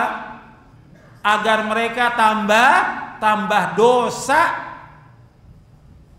Wala yahsabanna alladziina kafaru annama numli lahum khairun anfusihim innama numli lahum liyazdadu itsma wa lahum adzabun muhin. Dalam surah Ali-Imran. Jangan orang-orang kafir menyangka bahwa apa yang kami berikan kepada mereka itu baik buat mereka. Tidak. Harta yang diberikan, kedudukan, jabatan yang diberikan kepada mereka, tujuannya liyazdadu itsma, agar mereka bertambah apa? Bertambah dosa, dan bagi mereka apa? Azab yang pedih. Jadi Allah sudah ingatkan itu. Bagi mereka walahum adzabun muhin, bagi mereka azab yang menghinakan. Surah Ali Imran ayat 178. Jadi Allah berikan kepada orang-orang kaya juga dari orang-orang fasik. Demikian juga kalau orang kafir diberikan, jangan kita sangka kenikmatan. Untuk bisa lihat nanti di bab yang ke-14 saya sebutkan itu. Orang muslim tidak boleh tertipu dengan kekayaan yang dimiliki oleh orang-orang kafir, kemajuan yang dimiliki oleh orang kafir. Jangan tertipu kita. Bahkan juga kepada orang-orang fasik, orang muslim yang banyak berbuat dosa. Ada nggak orang muslim berbuat dosa? Banyak. Fasik dia, diberikan kekayaan, tapi dia maksiat terus menerus. Ini namanya Allah memberikan apa? Ulur kepada mereka. Namanya istidraj. Untuk melihat di halaman 166. Di halaman 166, "Idza ra'aitallaha yu'til 'abda min ad-dunya 'ala ma'asihi ma yuhibb fa innama huwa istidrajun." Thumma tala Rasulullah sallam, "Falamma nasu ma dzukiru bi fatahna 'alaihim abwaaba kulli syai' hatta idza farihu bima utu akhadnahum baghtatan fa idza hum mublisun." Jika engkau melihat Allah memberikan kepada seorang hamba dari perkara dunia yang ia senangi, padahal hamba tersebut banyak bermaksiat, maka itu merupakan istidraj, diulur oleh Allah. Lalu Rasulullah SAW membaca ayat dalam surah Al-An'am di ayat 44, "Falamma nasu ma dzukiru bihi fatahna 'alaihim abwaaba kulli syai' hatta idza farihu bima utu akhadnahum baghtatan fa idza hum mublisun." Maka ketika mereka melupakan peringatan yang telah diberikan kepada mereka, kami pun membukakan semua pintu kesenangan untuk mereka, sehingga ketika mereka bergembira dengan apa yang telah diberikan kepada mereka, kami siksa mereka dengan tiba-tiba, maka ketika itu mereka terdiam putus asa. Ini hadis sahih riwayat Imam Ahmad dari Uqbah bin Amir, dan Syekh Al-Albani mensahihkan dalam silsilah hadis as-sahihah di juz yang pertama. Maka kita jangan tertipu dengan yang dimiliki oleh orang-orang kafir atau orang-orang kaya. Kita lihat Rasulullah SAW tidak tertipu dengan Persia dan Romawi, dengan kedudukan mereka, dengan singgasana mereka, dengan kaya mereka. Rasul tidak tertipu. Itu satu kaum yang disegerakan apanya oleh Allah? Kebaikannya. Ulaika qaumun ujrat thayyibatum fil hayatid dunya. Itu mereka disegerakan kebaikan di dunia ini. Tapi di akhirat nggak tahu apa. Makanya Allah menyebutkan tentang orang-orang kafir. Kata Allah dalam Al-Quran, "Wa qadimna ila ma 'amilu min 'amalin faja'alnahu haba'an manthura." Kami hadapkan semua amal orang-orang kafir, kami jadikan seperti debu-debu yang berterbangan, nggak dinilai oleh Allah. Semuanya dihapus amal-amalnya. Dan mereka kekal dalam neraka selama-lamanya. Setelah di neraka mereka katakan, ya Allah, keluarkan kami dari neraka. Kami akan tebus dengan sepenuh bumi emas. Kata mereka. Allah sebutkan dalam surah Ali Imran, Allah sebutkan dalam surah Al-Ma'idah. Tapi nggak bisa. Nggak bisa mereka keluar neraka. Mereka kekal dalam neraka selama-lamanya. La yamutu fiha wa la yahya. Nggak mati dan nggak hidup. Tetap kekal dalam neraka selama-lamanya. Waliyatubillah. Dunia, kita hidup ini cuma setengah hari. 60 tahun. Tapi akhirat jutaan tahun, kekal abadi. Makanya orang yang berakal dan beriman mesti memilih apa? Akhirat. Kata Ibnu Qayyim rahimahullah dalam kitabnya Al-Fawaid, kata beliau, orang yang beriman mesti berpikir. Dan ini sudah saya bawakan pada bulan yang lalu di masjid ini juga. Iman dan akal. Beriman dan berakal. Allah menyebutkan juga tentang dunia dengan kalimat afala ta'qilun. Kenapa kalian tidak berakal? Enggak mikirin dunia ini laibun walahun. Wad darul akhir khairul ladzina taqun afala ta'qilun, kata Allah dalam surah Al-An'am. Dunia ini innamal hayatud dunya laibun walahun. Walad darul akhir khairul ladzina taqun afala ta'qilun. Dunia ini permainan, senda gurau. Adapun akhirat itu lebih baik bagi orang yang bertakwa. Apakah kamu tidak berpikir, tidak berakal? Jadi orang yang beriman dan berakal mestinya yang dia pilih apa? Akhirat, bukan dunia. Dunia ini kehidupan yang fana, kehidupan yang pasti hilang, kehidupan yang sementara, kehidupan yang lebih jelek daripada bangkai kambing. Dilaknat dunia ini oleh Allah Taala. Kemudian dunia nggak ada harganya meskipun hanya seberat sayap nyamuk dan yang lainnya. Dunia ini seperti seorang berteduh di bawah pohon yang dia akan tinggalkan. Nggak ada arti apa dunia ini. Orang yang beriman mestinya mengimani, dan orang berakal mesti dia gunakan akalnya. Bahwa dunia nggak ada harganya. Orang yang beriman, dunia nggak ada harganya. Dia harus berakal, berpikir dunia hanya sebentar, akhirat kekal abadi jutaan tahun dan nggak terhitung sudah. Dia harus pilih yang untuk akhirat. Allah menyebutkan bal tu'thirunal hayatad dunya wal akhiratu khairu abqa. Bahkan kalian lebih utamakan dunia, akhirat lebih baik dan lebih kekal. Akhirat lebih baik dan lebih kekal. Yang kita perhatikan akhirat ini. Orang beriman mengimani tentang akhirat. Orang berakal mestinya berpikir dia mestinya memilih yang kekal dan abadi. Allah bagi rahmat ini berapa? Allah menciptakan rahmat berapa? 100. Allah turunkan ke muka bumi ini berapa? Satu.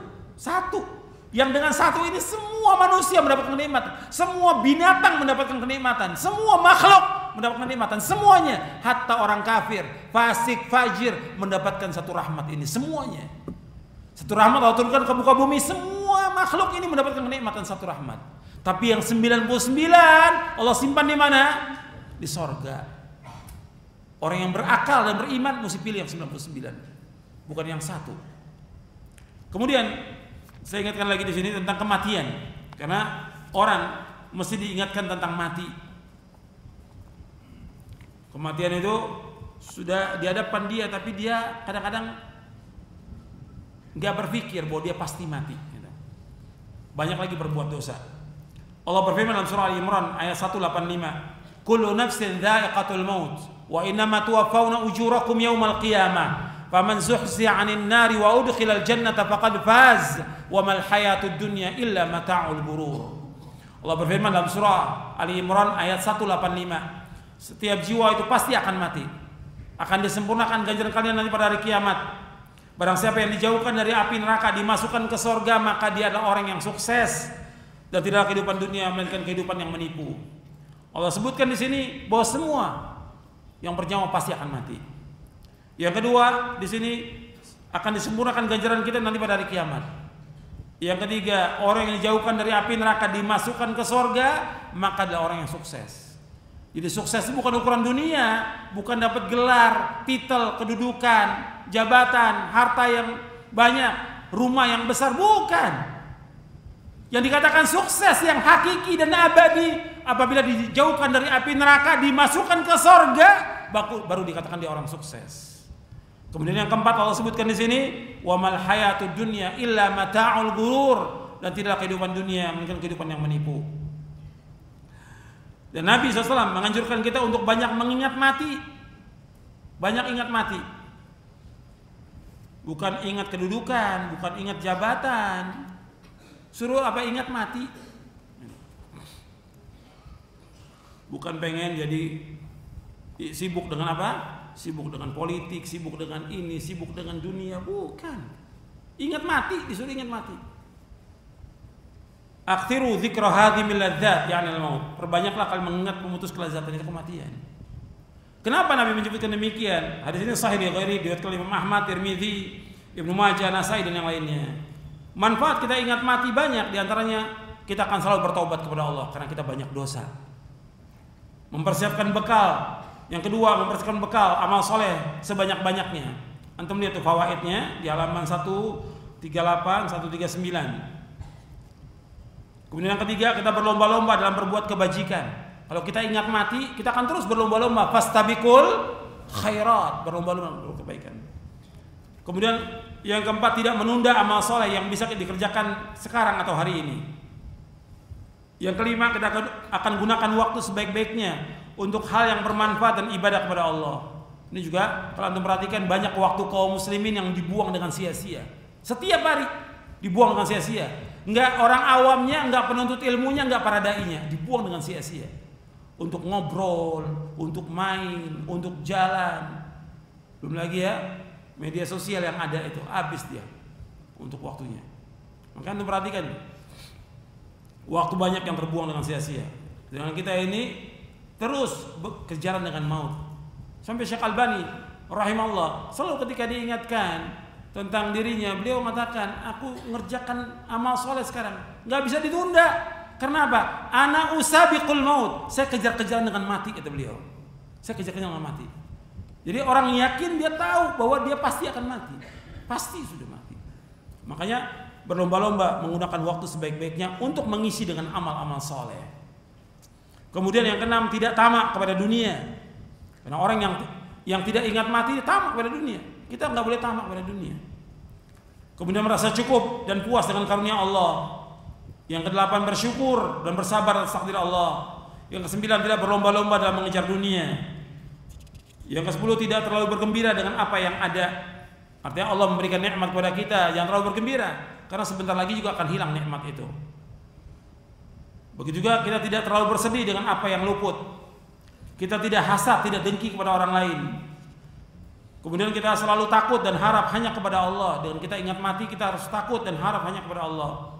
Kemudian yang ke-14, menjauhkan perbuatan dosa dan maksiat. Karena kita takut apa? Su'ul khatimah. Jadi orang beriman itu takut dengan su'ul khatimah, akhir kehidupan yang jelek. Karena apa? Penilaian amal itu di sisi Allah tergantung awal atau akhir. Akhir. Innamal a'malu bil khawatim. Sesungguhnya amal-amal tergantung daripada akhirnya. Maka para ulama takut mereka. Takut apa? Su'ul khatimah. Ya, mereka enggak bangga dengan amal-amal mereka yang dulu. Mereka terus mohon kepada Allah agar amal-amal mereka diterima. Dan mereka mohon kepada Allah agar ditetapkan dalam agama ini, dan mohon kepada Allah agar mereka diberikan husnul khatimah. Kemudian juga pernah ditanya kepada Rasulullah SAW, ya Rasulullah, ayyul mu'mina afdal? Faqala ahsanum khuluqa.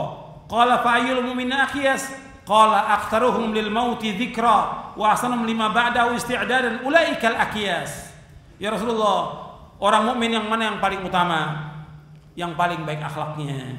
Orang mukmin yang bagaimana? Yang paling cerdas. Orang mukmin yang mana yang paling cerdas? Beliau jawab SAW, orang yang paling banyak mengingat kematian dan yang paling baik persiapannya untuk menghadapi apa yang terjadi setelahnya. Mereka itulah orang-orang yang paling cerdas. Ini penjelasan Nabi. Jadi orang yang cerdas itu menurut Nabi SAW, perhatikan, orang yang paling cerdas menurut Nabi SAW siapa? Orang yang paling banyak mengingat kematian, dan juga orang yang paling bagus mempersiapkan diri untuk sesudah kematian. Dia mempersiapkan bekal. Itu orang yang cerdas. Ini hadis hasan riwayat Ibnu Majah, Tabrani dalam Jamul Kabir dan yang lainnya. Jadi orang mukmin yang pintar adalah orang mukmin yang selalu ingat kepada kematian dan yang paling baik mempersiapkan diri untuk akhirat. Karena seorang mukmin dia yakin dengan seyakin-yakinnya bahwa dia pasti mati dan dia pasti akan kembali kepada Allah Subhanahu wa taala. Makanya kita harus minta kepada Allah surga. Maka Nabi SAW ketika mendengar ada seorang sahabat di akhir salatnya dia berdoa, Allahumma inni as'alukal jannah wa a'udzubika minan nar. Nabi mengatakan, siapa yang mengucapkan demikian? Aku ya Rasulullah. Haulahan dan di sekitar itu kami minta kepada Allah. Ya, Nabi selalu minta, Allahumma inni as'alukal jannah wa a'udzubika minan nar. Ya Allah, aku minta kepada Engkau surga dan jauhkan dari api neraka. Allahumma inni as'alukal jannah wa a'udzubika minan nar. Allahumma inni as'alukal jannah wa a'udzubika minan nar. Itu doa-doa Nabi. Minta kepada Allah surga, dijauhkan dari api neraka. Bukan yang lain. Maka doa yang terbanyak yang Nabi berdoa kepada Allah, Rabbana atina fid dunya hasanah wa fil akhirati hasanah wa qina adzabannar. Ya Allah, berikan kepada kami kebaikan di dunia dan juga kebaikan di akhirat. Dan lindungi kami dari azab neraka. Kebaikan di dunia ya ilmu yang bermanfaat. Kebaikan di dunia istri yang salihah. Kebaikan di dunia yaitu melakukan amal-amal saleh. Kemudian kebaikan di akhirat nggak ada lagi kecuali apa? Surga. Di dunia hasanah itu yang tadi saya sebutkan, wa fil akhirati hasanah itu surga. Wa qina adzabannar.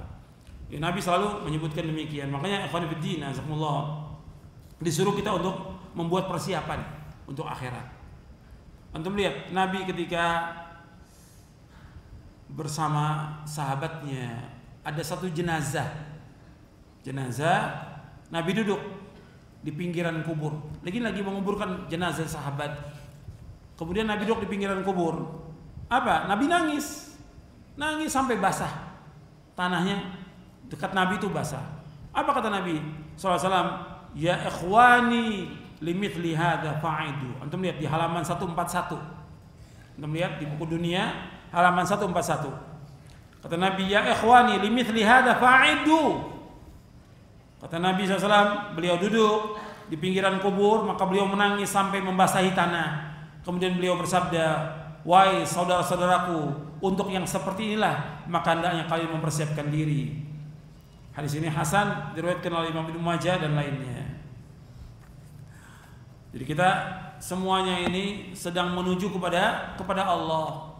Yang kita cari, yang kita tuju adalah surga, bukan dunia.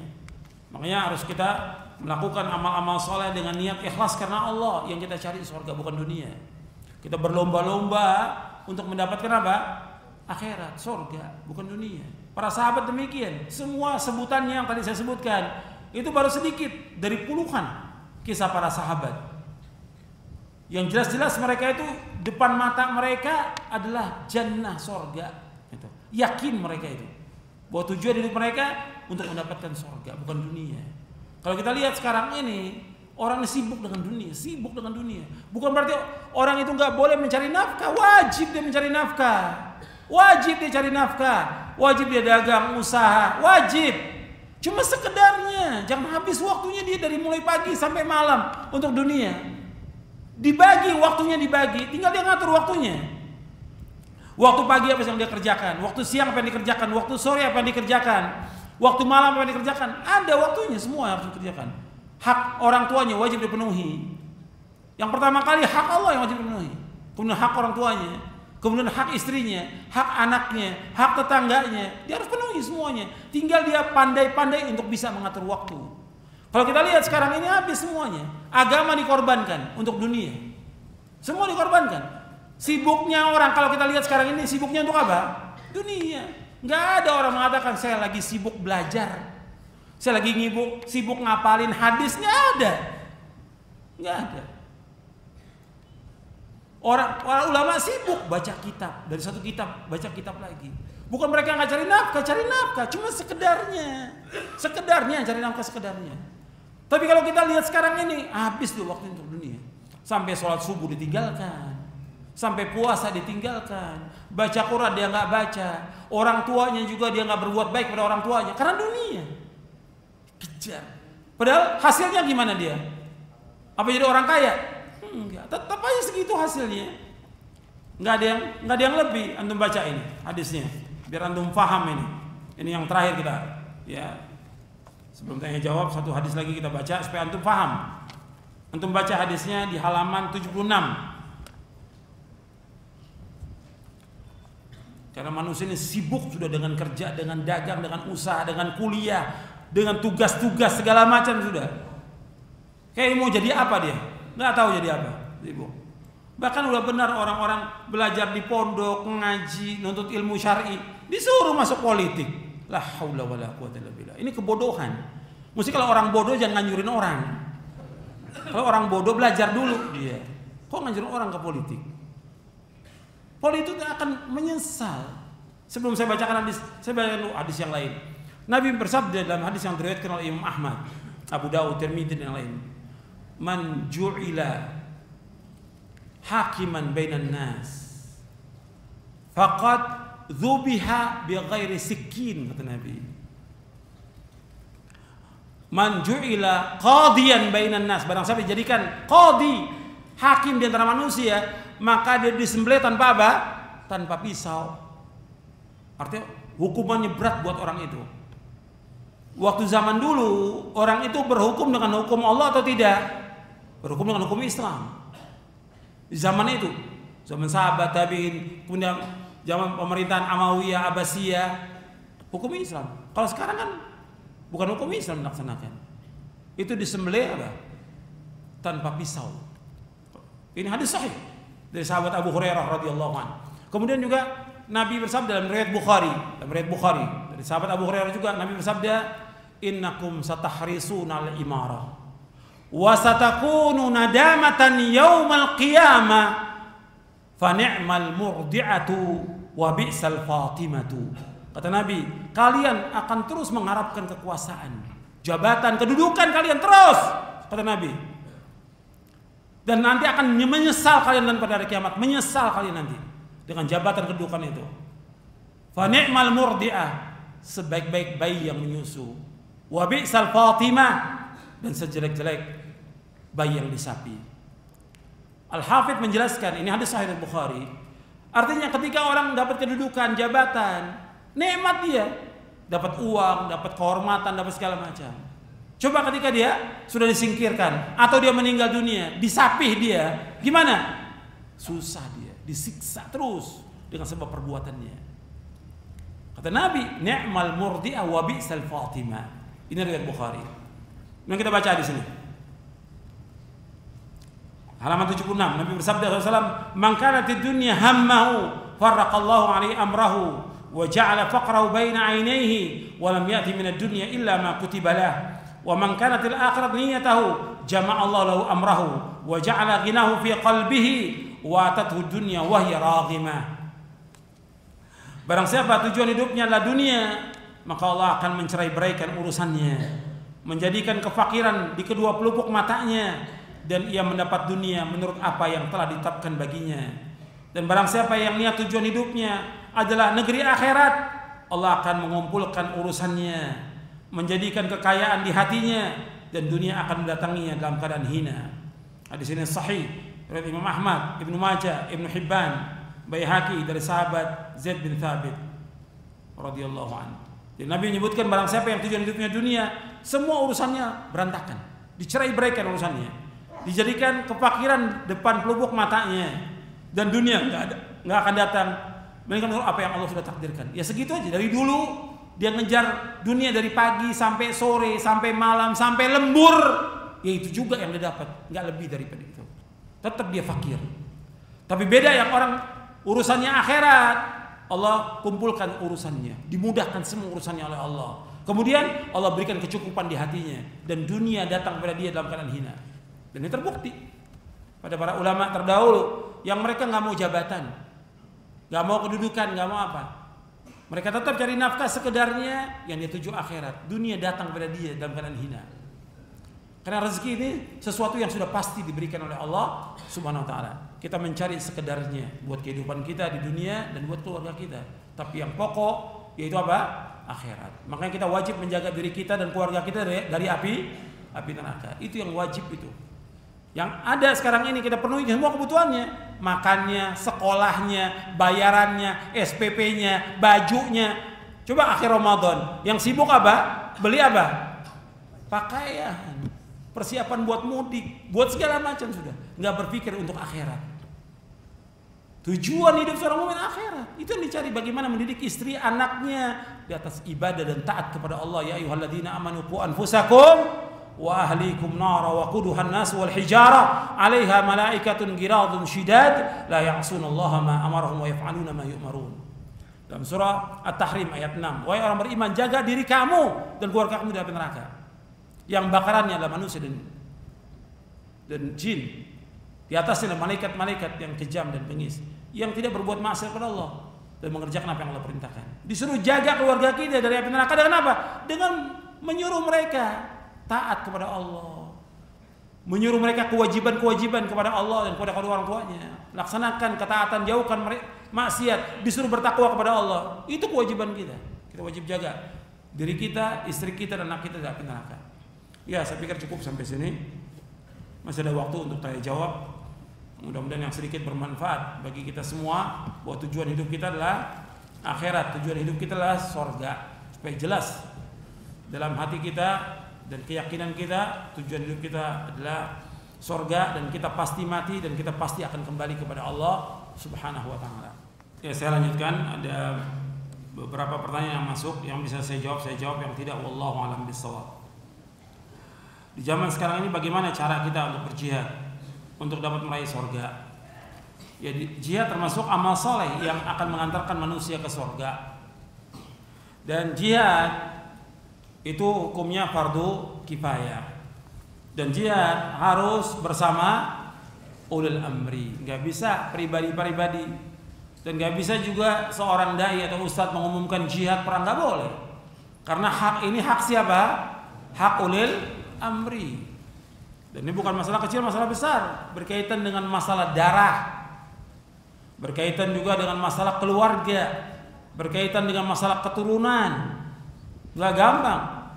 Makanya yang menyuruh ulil amri, karena kalau dia meninggal, ulil amri yang bertanggung jawab kepada istri dan anak-anaknya. Besar. Gak bisa seorang dai untuk menjamin jihad. Entah siapa nanti yang memberikan makan kepada keluarganya. Ada jaminan dari ulil amri. Dan enggak semudah itu juga. Dan harus jelas apakah ini jihad fisabilillah atau fisabilis syaitan, di jalan Allah atau di jalan syaitan. Karena banyak orang meneriakan jihad di jalan syaitan, untuk membela dirinya, membela kaumnya, membela kelompoknya, dan yang lain.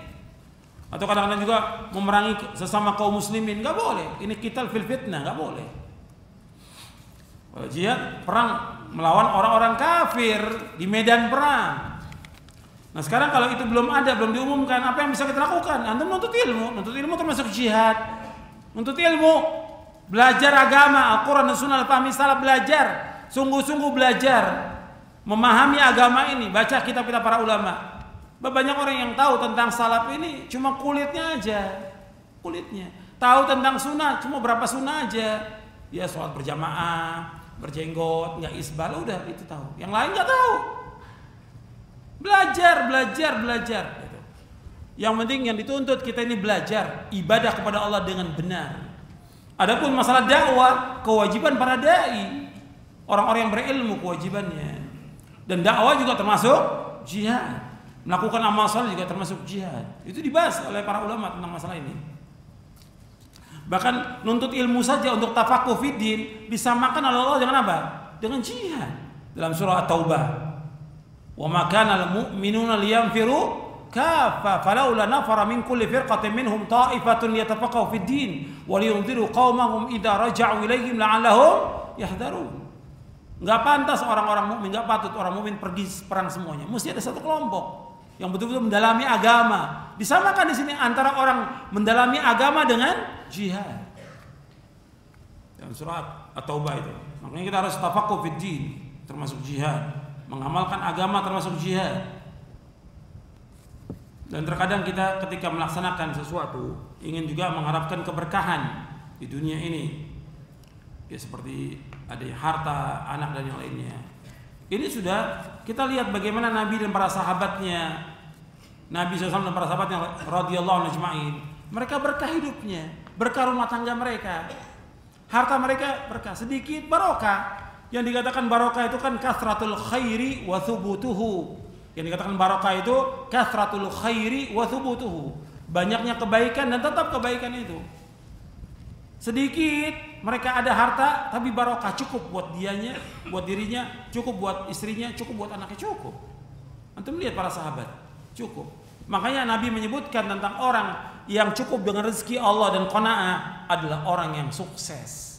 Qad aflaha man aslama wa ruziqa kafafan wa qanna'ahu Allah bima ata. Akhrajahu Muslim.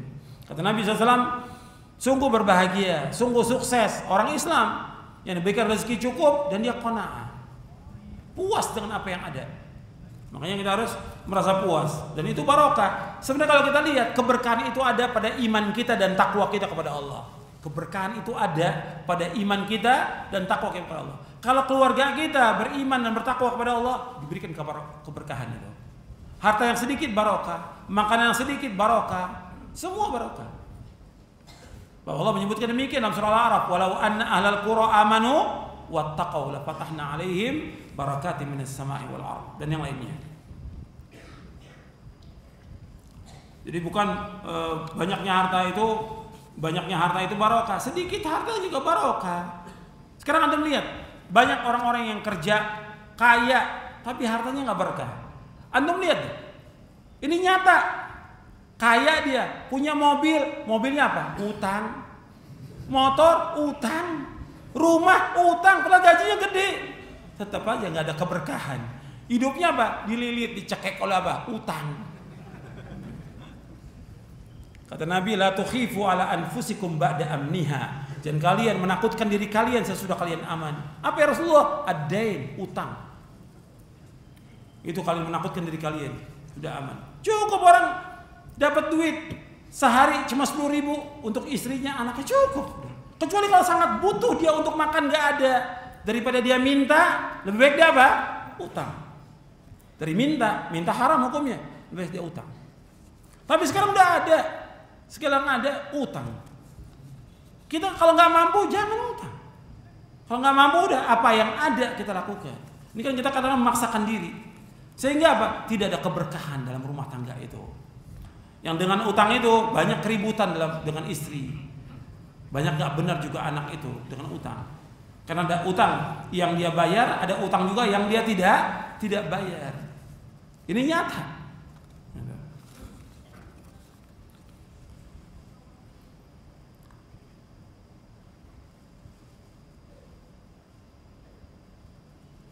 Tadi disebutkan tentang orang yang tidak mencium aroma surga, apakah dia tidak masuk surga? Ini bentuknya wa'id. Hadis-hadis tentang apa? Ancaman. Kalau ada ancaman, ya bisa hilang selama ada seberat darah iman dalam hatinya. Tetap yang namanya orang beriman dia masuk surga. Jadi ini bentuknya ancaman.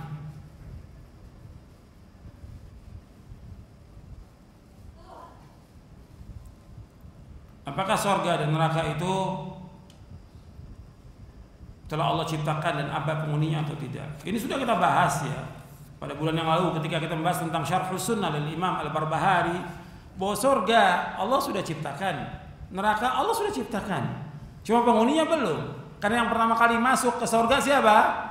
Nabi Muhammad sallallahu alaihi wasallam. Bagaimana dalam riwayat Muslim, ketika Nabi mengetuk pintu surga, siapa? Muhammad, untuk engkau pertama kali aku buka pintu surga ini. Untuk engkau pertama kali. Jadi awal yang pertama membuka pintu surga yaitu Rasulullah sallallahu alaihi wasallam.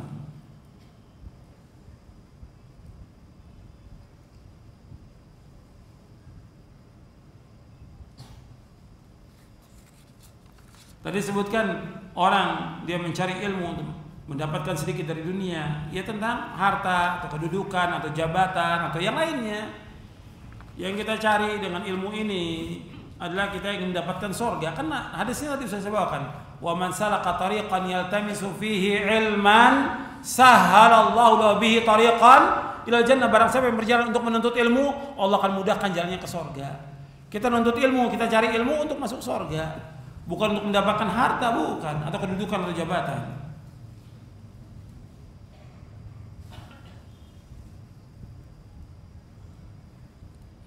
Bagaimana memahami ayat tentang seorang masuk surga itu karena amalnya, tapi dalam hadis disebutkan bahwa orang masuk surga itu karena rahmat Allah. Betul bahwa orang masuk surga itu karena rahmat Allah.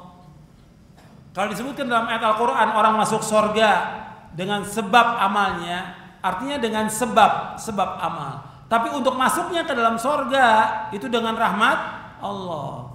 Jadi bukan orang beramal itu udah pasti dengan surga sebagai ganti amalnya surga, bukan. Artinya kalau dia berpikir yang waras dari nikmat, sekarang Allah perintahkan dia sholat, sekarang dia sholat, dia taat, mengerjakan ketaatan 100 tahun atau 1000 tahun belum bisa membayar nikmat mata yang Allah berikan kepada dia. Dia ibadah, menjauhkan maksiat, tetap belum bisa dia membayar telinga yang Allah berikan kepada dia. Belum lagi nikmat oksigen, nikmat segala macam yang Allah berikan, belum bisa. Makanya ketika orang beramal bahwa dengan amal itu gantinya surga, ini salah. Bahwa dia beramal karena Allah yang masukkan ke dalam surga siapa? Allah dengan rahmatnya. Artinya tetap Allah menyebutkan dalam Al-Quran bahwa orang beramal itu dijaminkan dengan surga. Itu menunjukkan kepada apa? Sebab, dengan sebab amal ini dia masuk surga. Atau dengan mana yang kedua, bahwa amal itu untuk menunjukkan kepada tingkatan di surga. Walikullin darajatum mimma amilu, bahwa mereka mendapatkan derajat tentang apa yang mereka amalkan. Tapi masuk surganya, orang semua masuk surga dengan sebab rahmat Allah. Wallahu a'lam. Ini panjang dibahas oleh para ulama tentang masalah ini.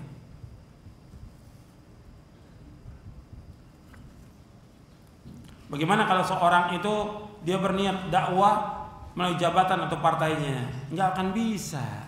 Yang lebih kuat apanya? Jabatannya. Yang lebih kuat kursinya. Bukan dakwah, dia pertahankan kursi ini nih. Yang dipertahankan kursinya, bukan dakwah. Jadi bohong kalau dia dakwah, itu bohong.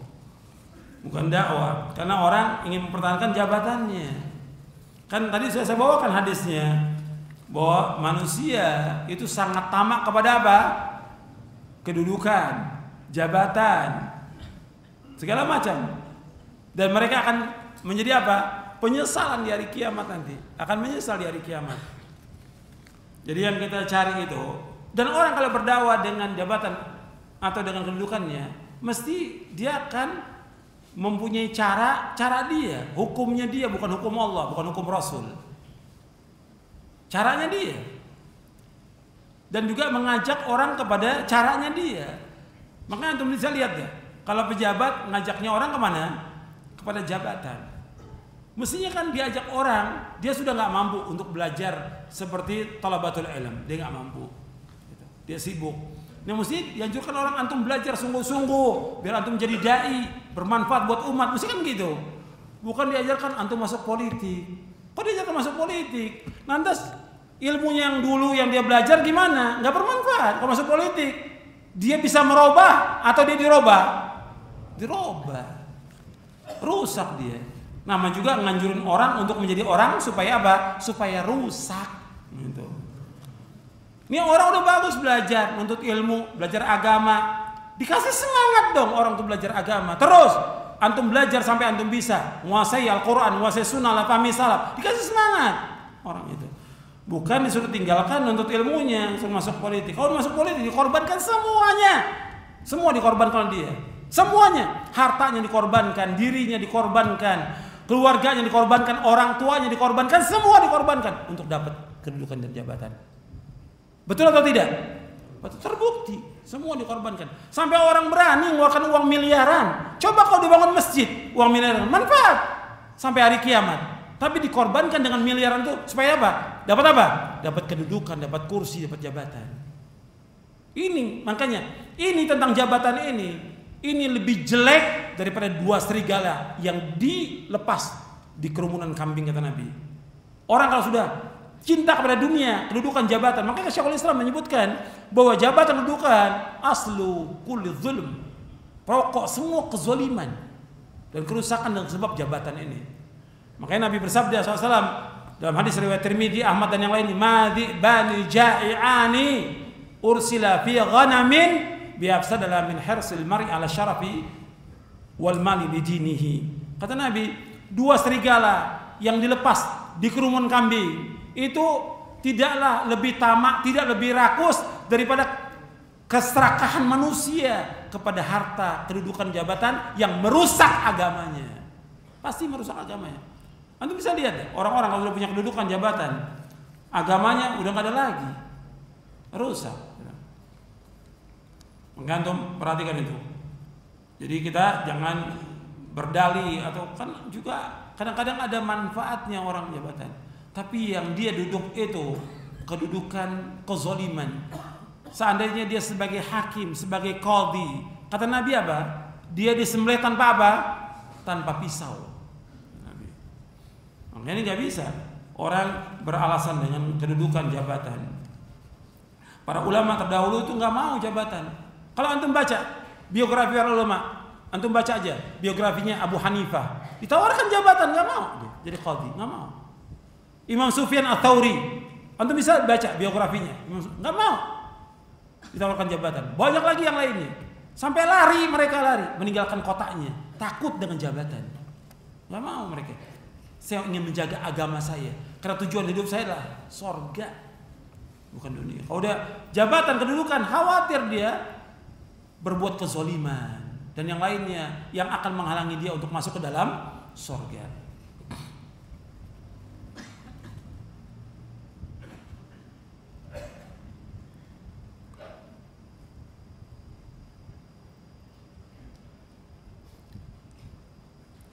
Bagaimana kalau ada orang diajak untuk ikut kajian, tapi kemudian dia tidak mau?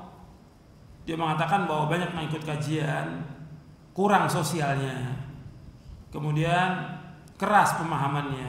Ditanya dong, di mana bentuknya, di mana letak dia kurang sosial, di mana letaknya bahwa dia keras pemahaman.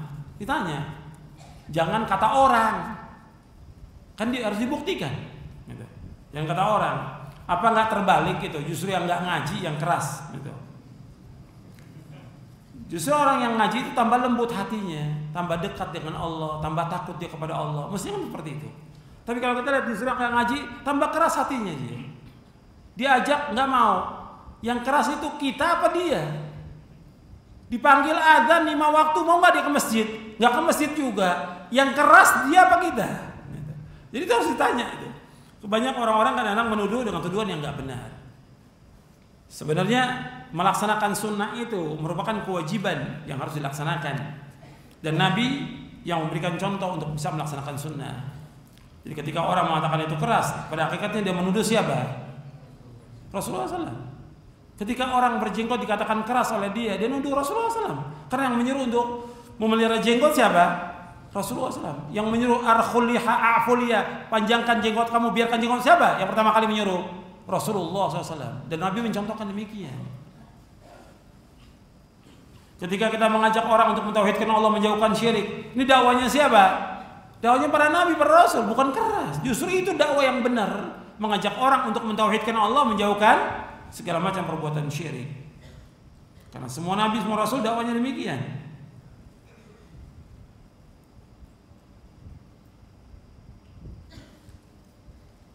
Apakah kalau kita sudah sholat tarawih, kita ada tahajud lagi? Ya nggak ada. Tinggal kita mencari aja tarawihnya di awal, di tengah, atau di akhir malam. Kan Nabi mengerjakan sholat tarawih itu berapa paling banyak? 11. Paling banyak 11. Ini sudah saya bawakan pada bulan yang lalu. Dalil ya, riwayat Bukhari, Muslim, Nabi mengerjakan 11. Kemudian ada ulama berpendapat boleh 23. Ulama. Terus yang kita ikut dalil atau ulama? Ini antum cara berpikirnya gimana? Mesti yang dipegang mana? Dalil 11. Umar bin Khattab radhiyallahu mengerjakan berapa? 11. Enggak ada riwayat Umar dengan 23, itu dhaif hadisnya. Lemah hadisnya 23. Yang benar 11. Kalau ada perbedaan ulama tentang masalah itu, yang kita kembalikan kepada siapa? Fa in tanaza'tum fi syai'in farudduhu ila Allah war Rasul in kuntum tu'minuna billahi wal yawmil akhir. Dzalika khairu wa ahsanu ta'wila. Apabila kalian berselisih tentang sesuatu, kembalikan kemana? Kepada Allah, kepada Al-Qur'an, kepada sunnah Nabi sallallahu alaihi wasallam. Jika kalian beriman kepada Allah dan hari akhir. Sudah 11 kita ikut, kita kerjakan. Jangan kemudian diangkat lagi masalah ini 23 lagi. Orang-orang NU udah berhenti. Ini kadang-kadang ini lebih dari NU.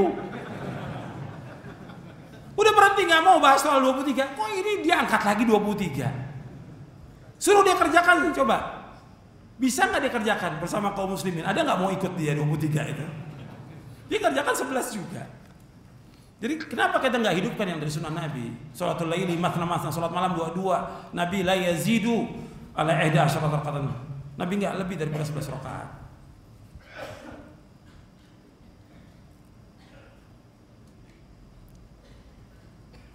Apakah ada zikir setelah sholat witir? Ada kan? Apa zikirnya? Subhanal Malikul Quddus, Subhanal Malikul Quddus, Subhanal Malikul Quddus. Ya, saya pikir cukup sampai sini. Kita persiapan untuk buka puasa, untuk takjil. Mudah-mudahan yang kita kaji pada sore hari ini bermanfaat untuk saya dan untuk antum sekalian.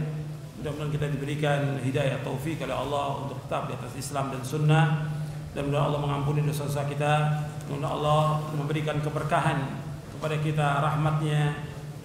Dan mudah-mudahan kita diberikan husnul khatimah. Ya, sampai sini kajian kita, dan kajian kita hanya sekali di bulan Ramadan ini karena masjid kita masih belum dibangun karena belum turun izinnya. Untuk bantu doa supaya segera turun izin pembangunan Masjid Imam Ahmad supaya tahun depan kita sudah bisa melaksanakan puasa bersama, kemudian juga kajian, pengajian, sholat tarawih dan yang lain yang bermanfaat untuk Islam dan kaum muslimin. Antum bantu doanya dan juga bantu dananya untuk membangun Masjid Imam Ahmad bin Hanbal. Saya pikir cukup sampai di sini.